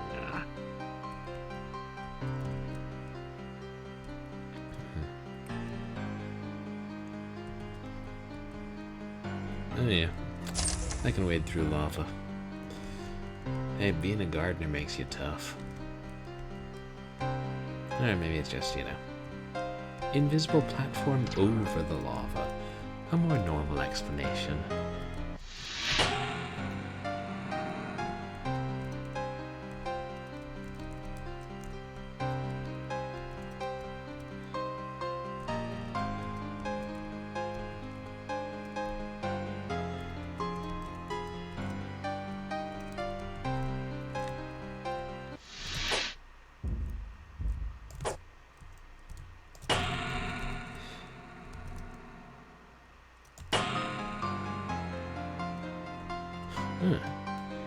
It's weird when they move out. I guess they're just kind of strafing through the walls.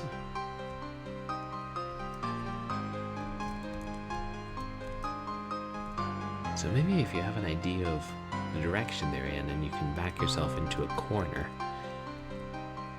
you get a little more visibility and maneuverability.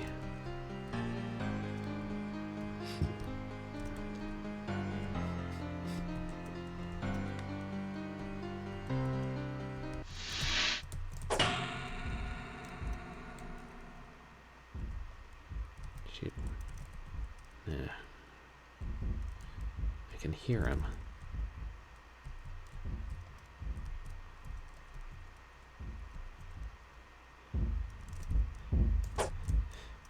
There's two of them. God, where? Oh, or four. I mean, three. Whatever. There's another.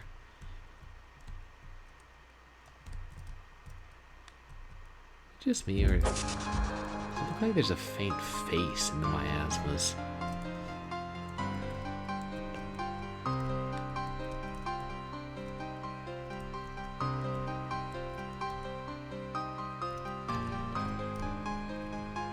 Did I backtrack?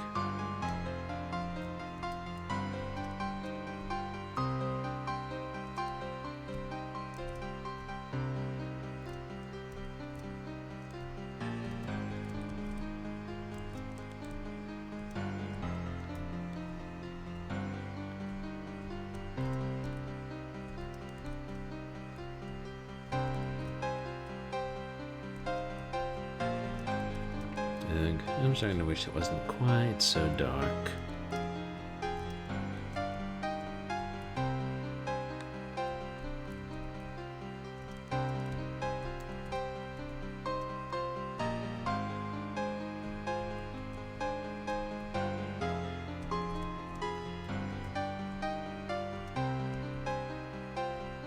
Hey, at least we also make it through. We don't have to go back out.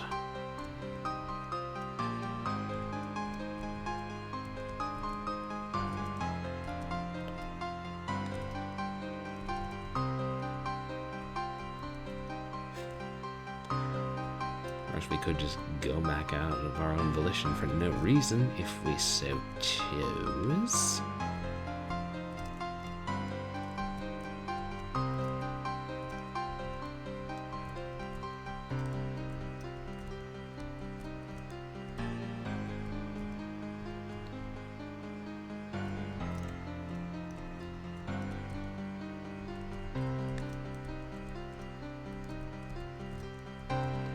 I was trying to hug the wall opposite of where I think the entrance is and see where that leads us.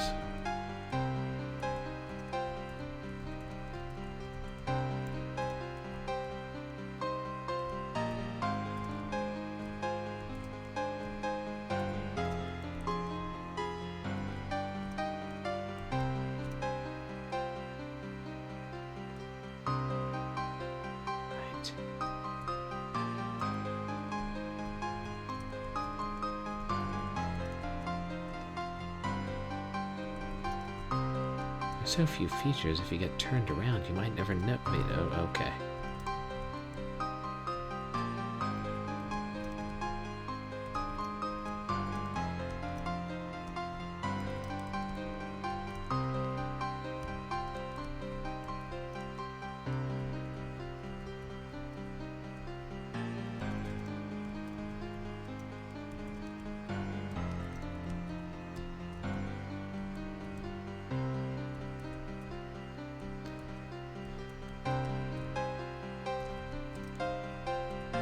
think there were 2 keys we gotta find to get out of here.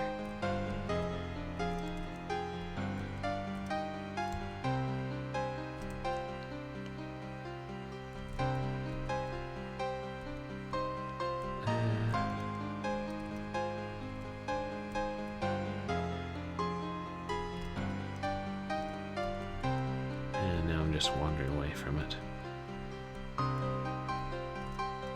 Oh.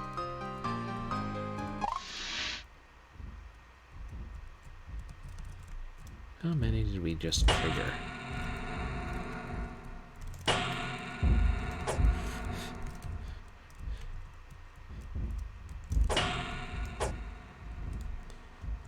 There's at least 2 more, I swear.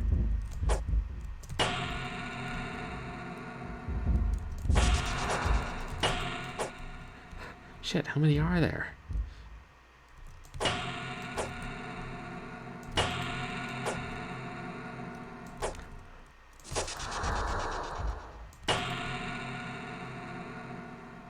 Oh, there's more. Fuck.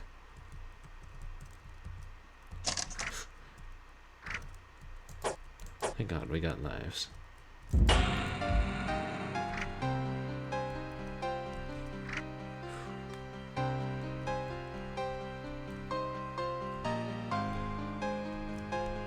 That was tough.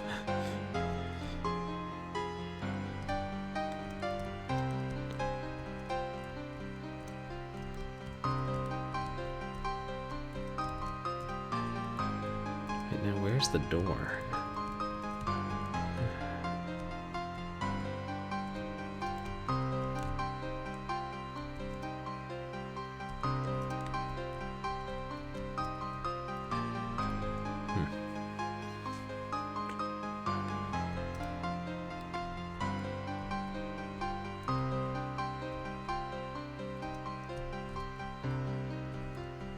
Wait, what's that? We don't have that key.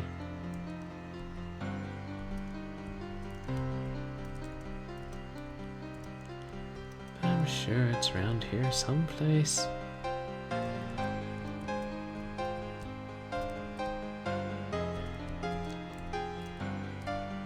And that was where I just were.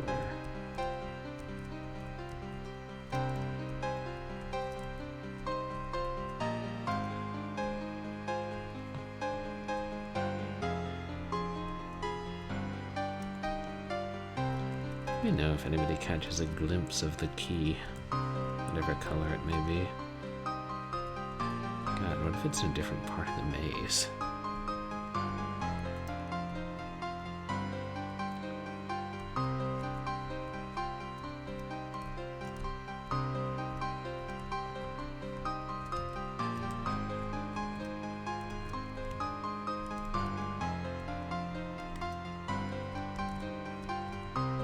There's the door.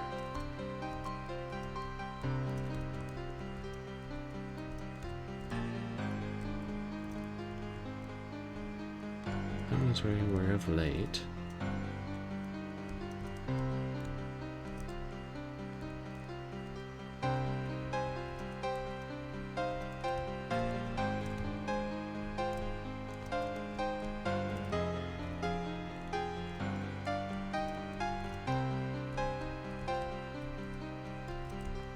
If we go too far looking for the key, we'll find the door again.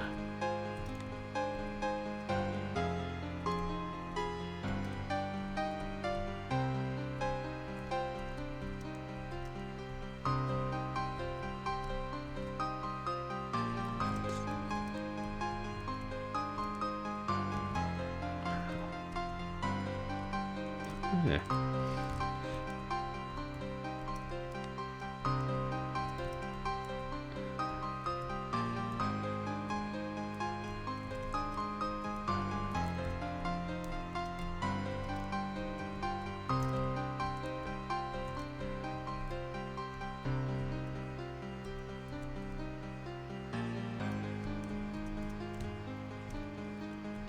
Now, see, this is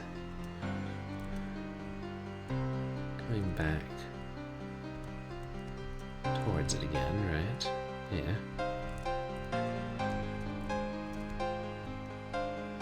I wonder if this music has been used in other games.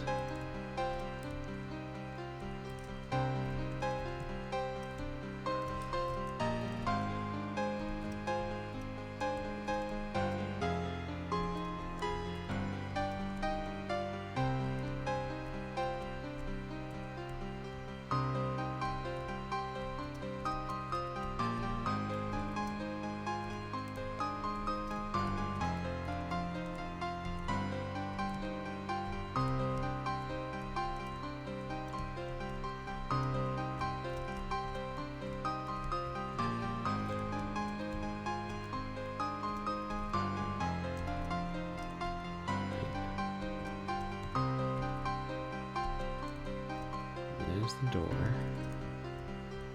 Wait. Ah. Uh-huh. Thank God they all opened.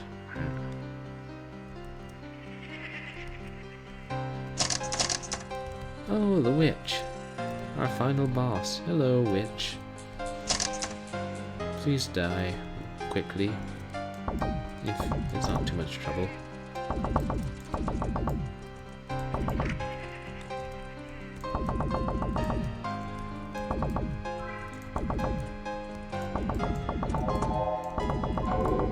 She moves too fast.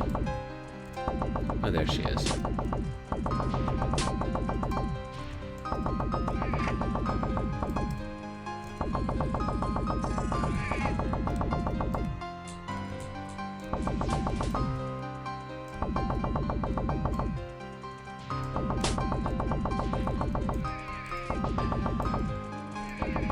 We're hitting her, alright.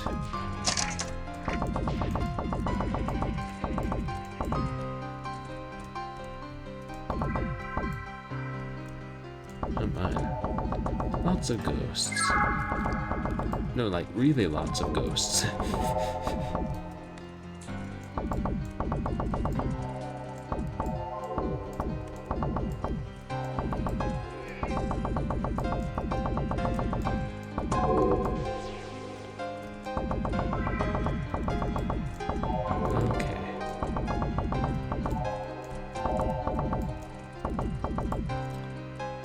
So when she spins in circles, she's summoning ghosts.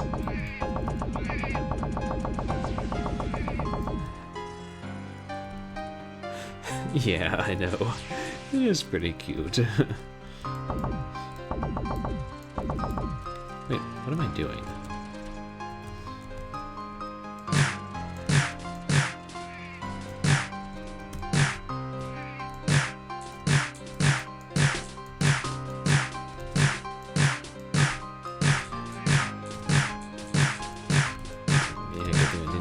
Too much of the spread gun. It's like Contra all over again! Use the spread gun!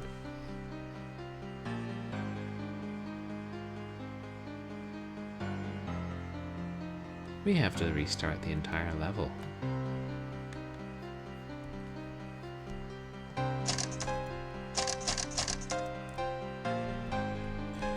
Oh well. The 7th guest didn't make me put my fist through my computer monitor. There's no reason Scary Gardener Tales 3D should. Oh well.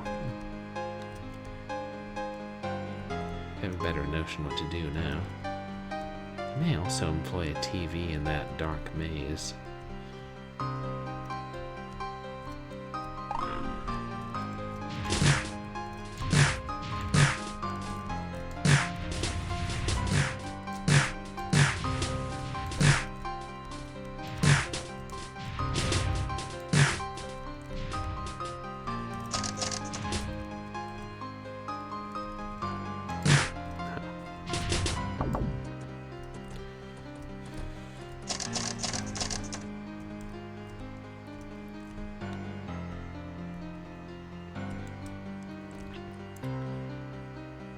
It seems like the best strategy is just get close to them and take the damage, but...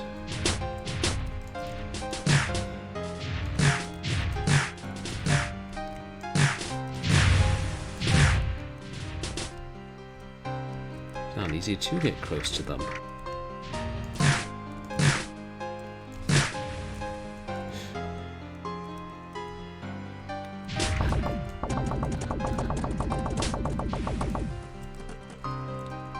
Is there one more? Yeah.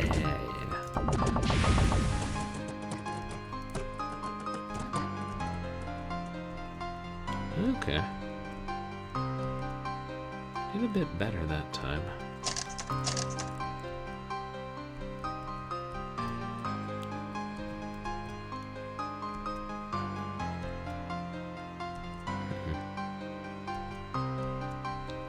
And the maze, I mean, it requires too much luck to get through.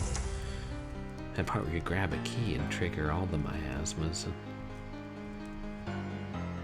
That's just supposed to just run through, grab the second key, and keep running. I don't know. It's conceivable.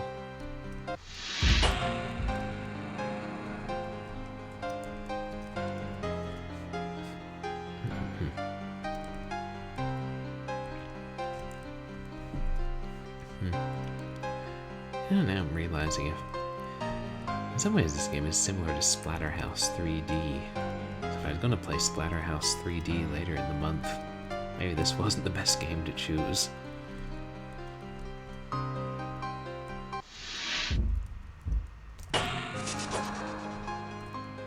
Okay.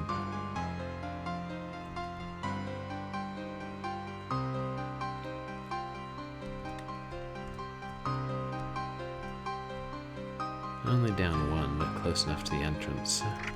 And there's only one heart left.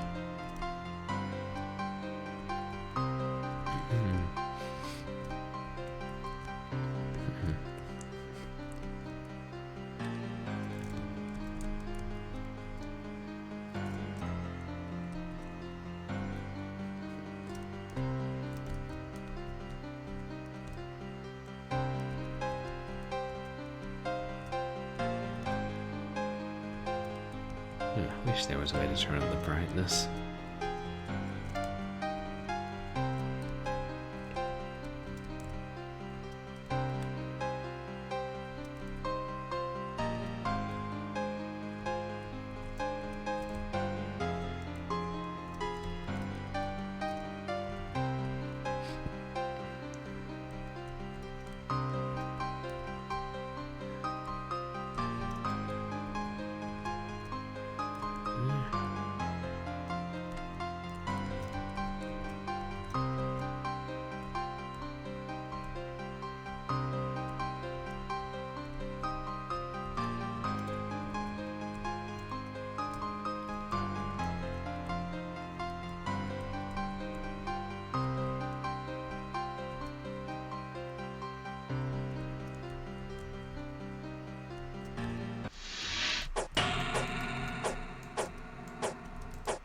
Shoot, which way?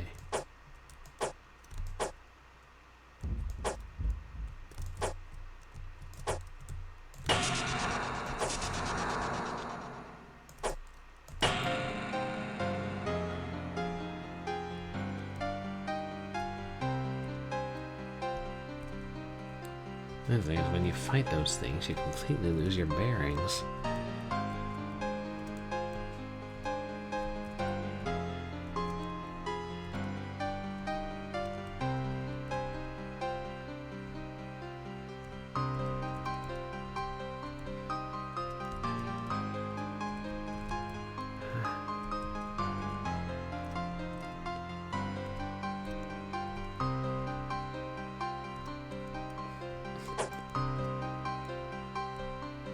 It's back near the entrance, isn't it?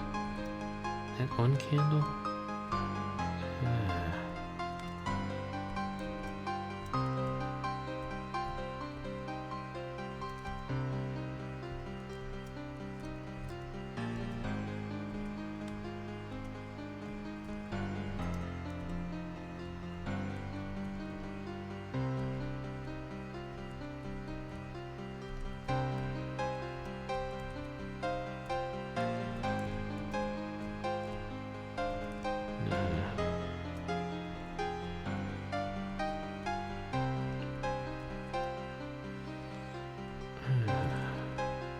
Ay, ay, ay.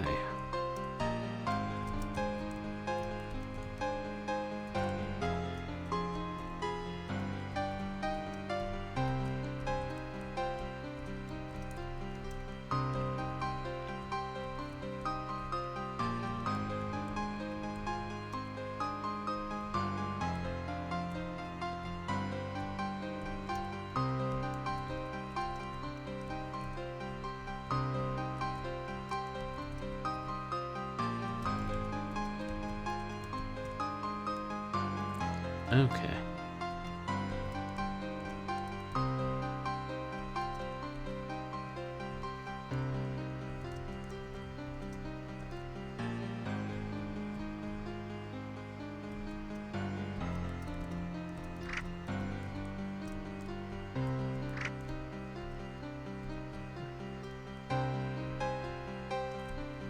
There's one key.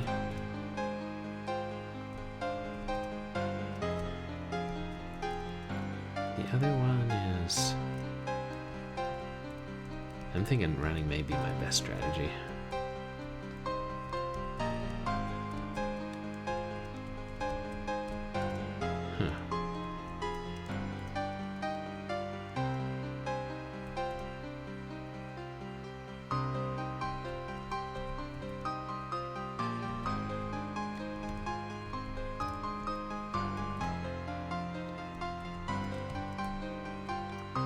Grab that.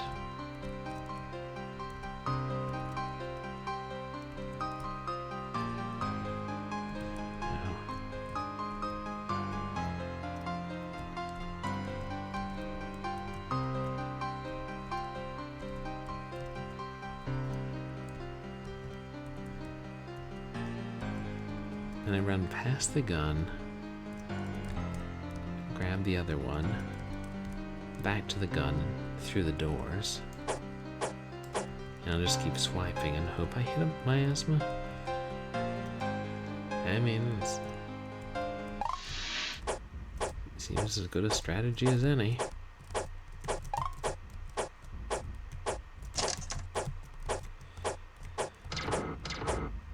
Oh, hey. And there's our witchy friend. Hello, witchy friend. Oh shoot, the miasmas. See, but now they're not so bad. We got wide open spaces.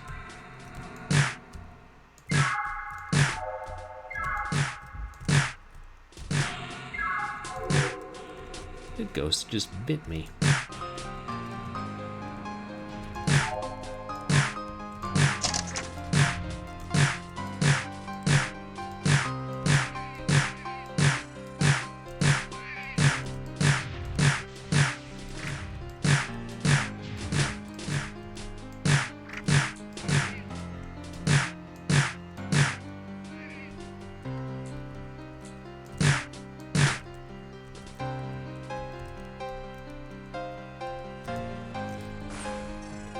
I hit her?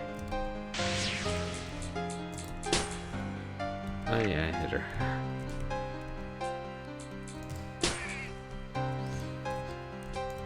Thank goodness I saved up my televisions.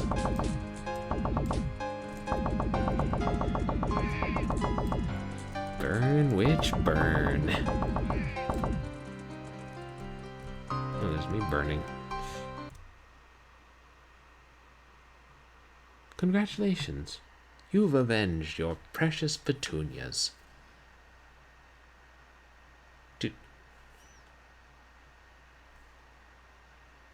Yay? I could always have grown more petunias. Oh, that's why there were no things growing. Because they destroyed my garden, so I was out for revenge, and I killed them all. Which is usually a good way to deal with your problems. By killing everyone. Yeah, I know. It's a shame about destroying all those lovely CRT televisions. I mean,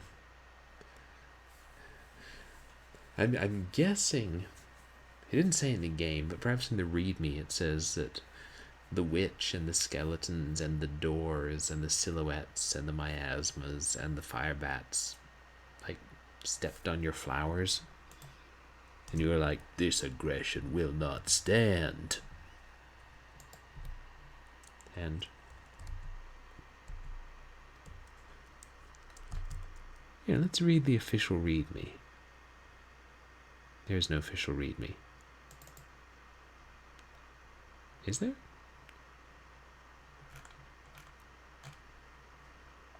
Not as I can see. Oh well. And that was Scary Garden 3D. Which I would still say is a good game. I think that's what those demon-like things were. The closer I looked at them, they looked more like bats, but who really knows? It's the beauty of retro graphics. Sometimes you don't know. Yeah. I mean, I think the last level was a little tough, but if it hadn't been for the maze section, I wouldn't have gotten so frustrated, but I mean, heck, then I figured out the strategy, and it was easy enough to get to the witch, so yeah, really, I mean, one of the better games in that style, and if it was made with that same engine, maybe the best one made with the engine. I haven't seen or read or played Lawnmower Man, so I don't feel like I can comment on that, but since I had a rake and Lawnmower Man probably had a lawnmower, kind of like that guy in Dead Alive, I'll assume I was like Lawnmower Man? Yeah. But probably without as much of a virtual aspect, closer to nature.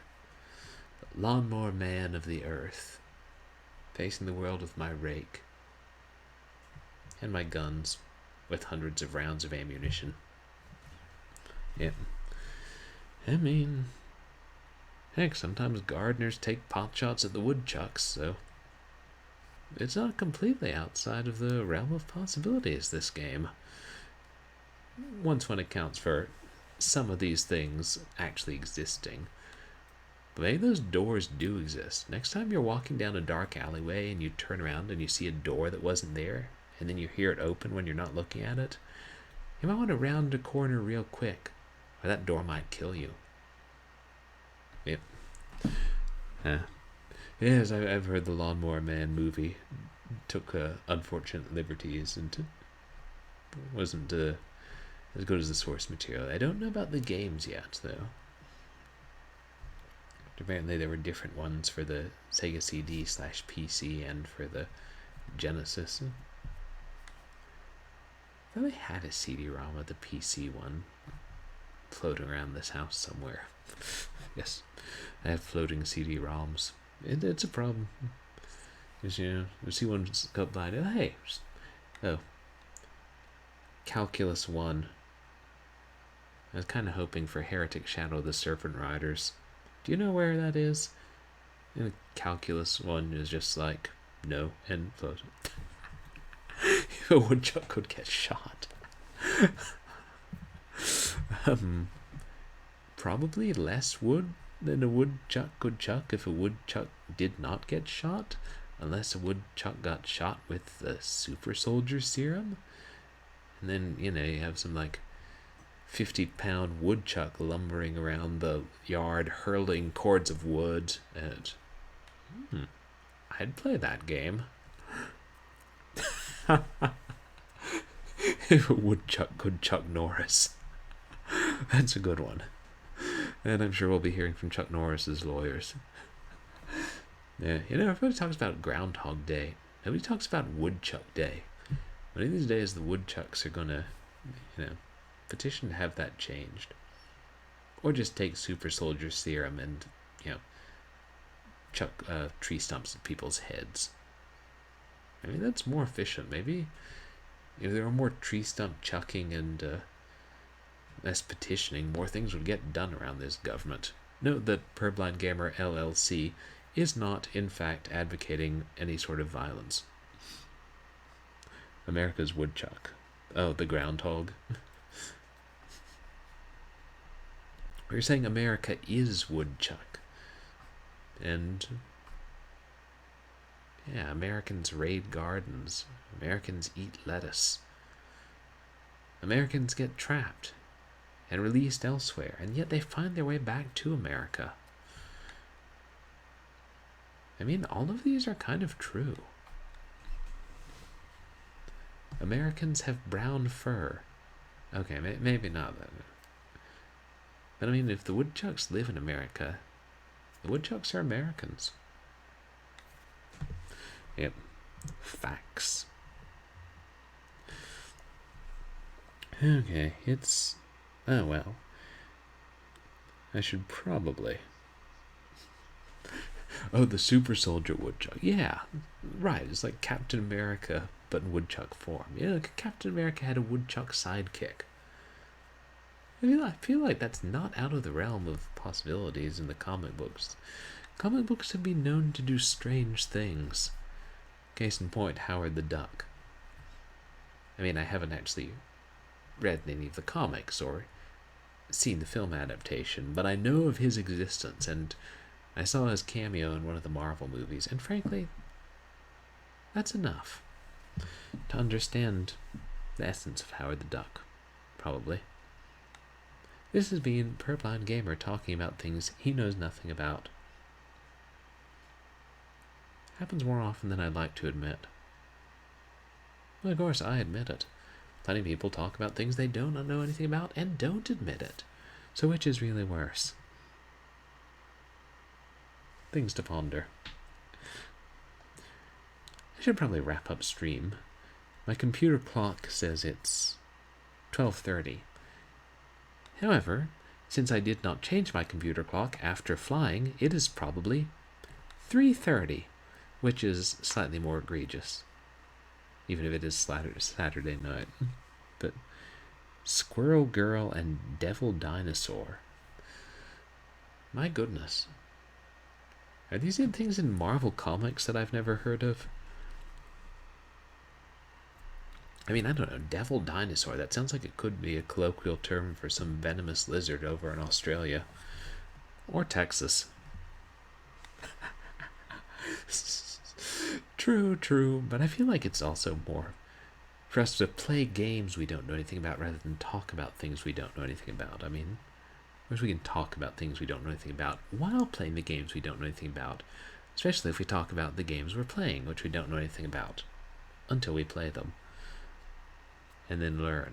And then are like, dude, mind blown. If it's a good game. If it's not a good game, then we're just like, okay. Didn't see that coming. Yay.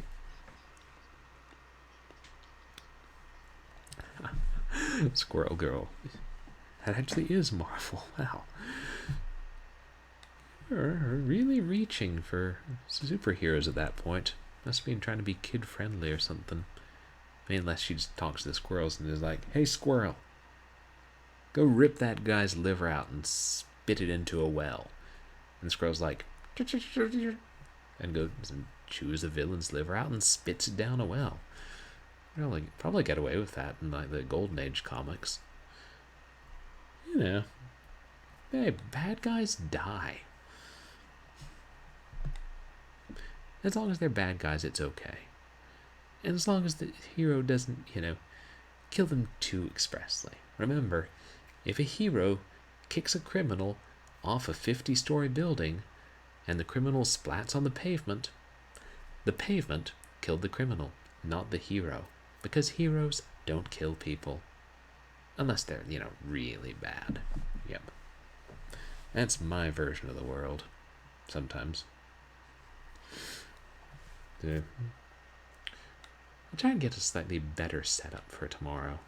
Figure out if I can improve the audio quality and position the the webcam somewhere else. I know I had the layout was different when I was streaming from my parents' house, December and January. But I know this isn't ideal. But okay, she respects the squirrel's wishes more. Well, that's good. And maybe figure out.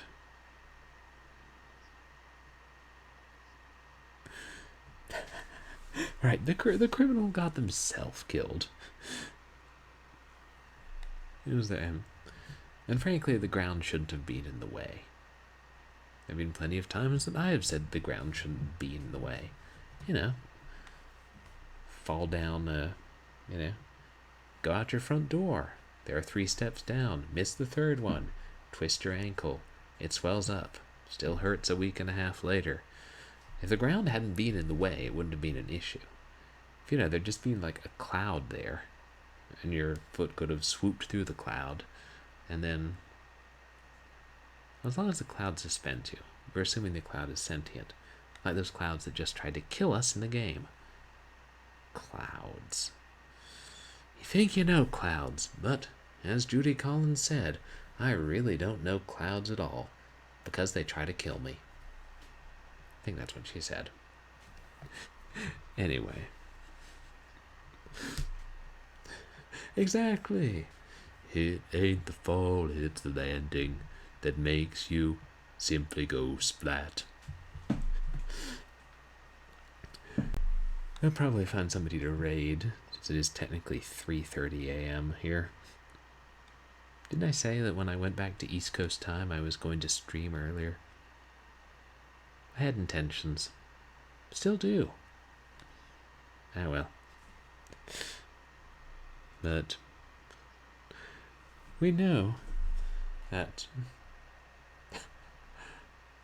that's true. Is it the ground's fault or the cloud's fault? You could say they're both culpable. Yeah, they probably planned it together. Stupid, inanimate, and malevolent bastards. People have tried to sue gravity. I mean, I don't know how that would end. Franks for the beans. Damn it, now I want hot dogs and beans. If you can get gravity to pay damages, good for you. Anyone can sue anyone for anyone. The road to hell is paved with, I'm pretty sure it's flaming cobblestones and broken glass. And good intentions. And razor wire. And chocolate. That's gone moldy. Like, really moldy. Yeah. Yeah, I mean, if you obey no other laws, obey gravity. Because the alternative is hard to imagine. A world without gravity. Oof.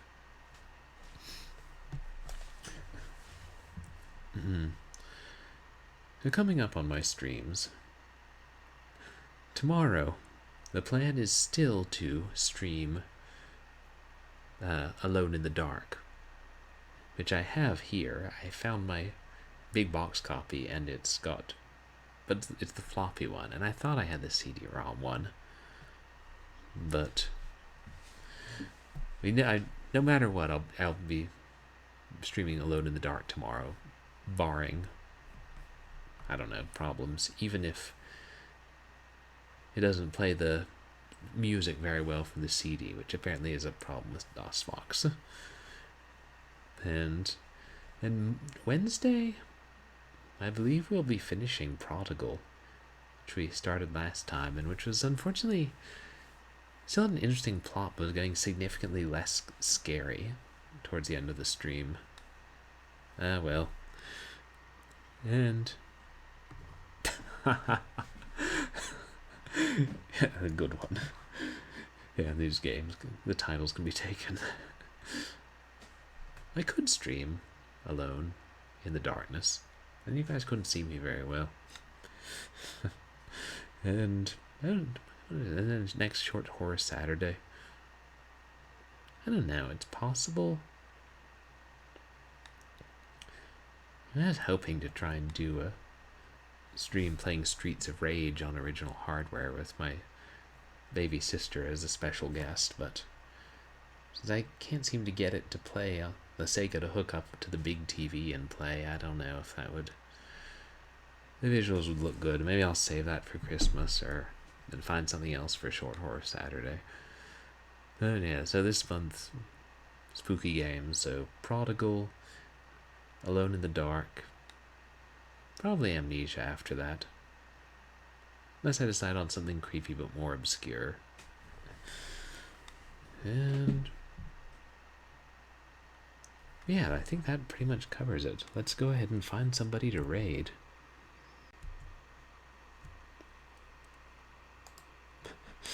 Still got that advertisement for Bad Cat up. Wow. That cat.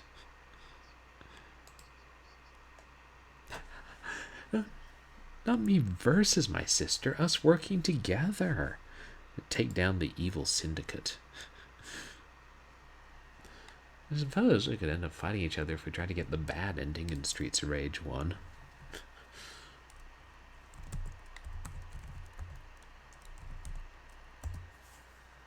I've got to get my sleep schedule back to normal. I think... Oh, Command is offline. She was doing her redeem of playing the worst King's Quest game. There's someone I was going to raid. Oh, right. Surfins is doing his 24-hour stream, which is... sounds terrifying. We should probably raid him. Show him some support.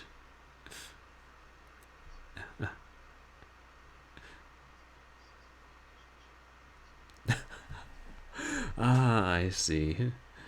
You and your sister had more of a Street Fighter 2 than a Streets of Rage 2 relationship, as the saying goes. Hey, both classic games. And also yay for stream not crashing. Though, it could still if we give it a chance. But maybe not.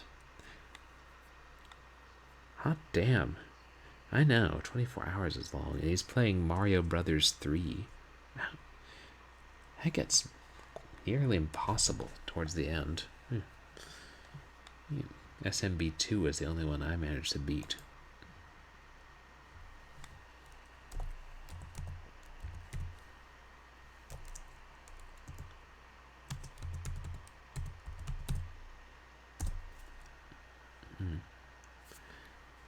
Yeah, mature audiences. We're all mature audiences here.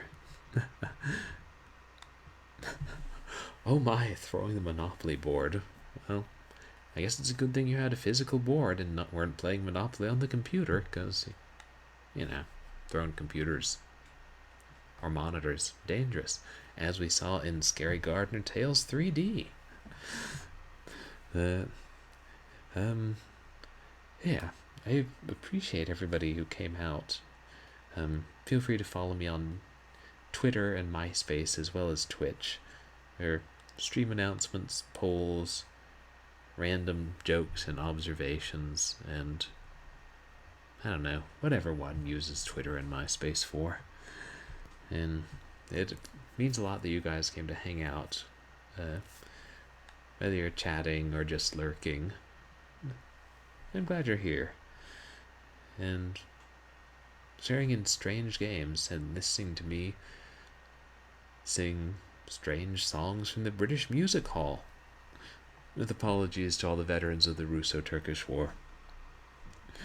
I'll see you guys soon, and let's say hi to Seraphines.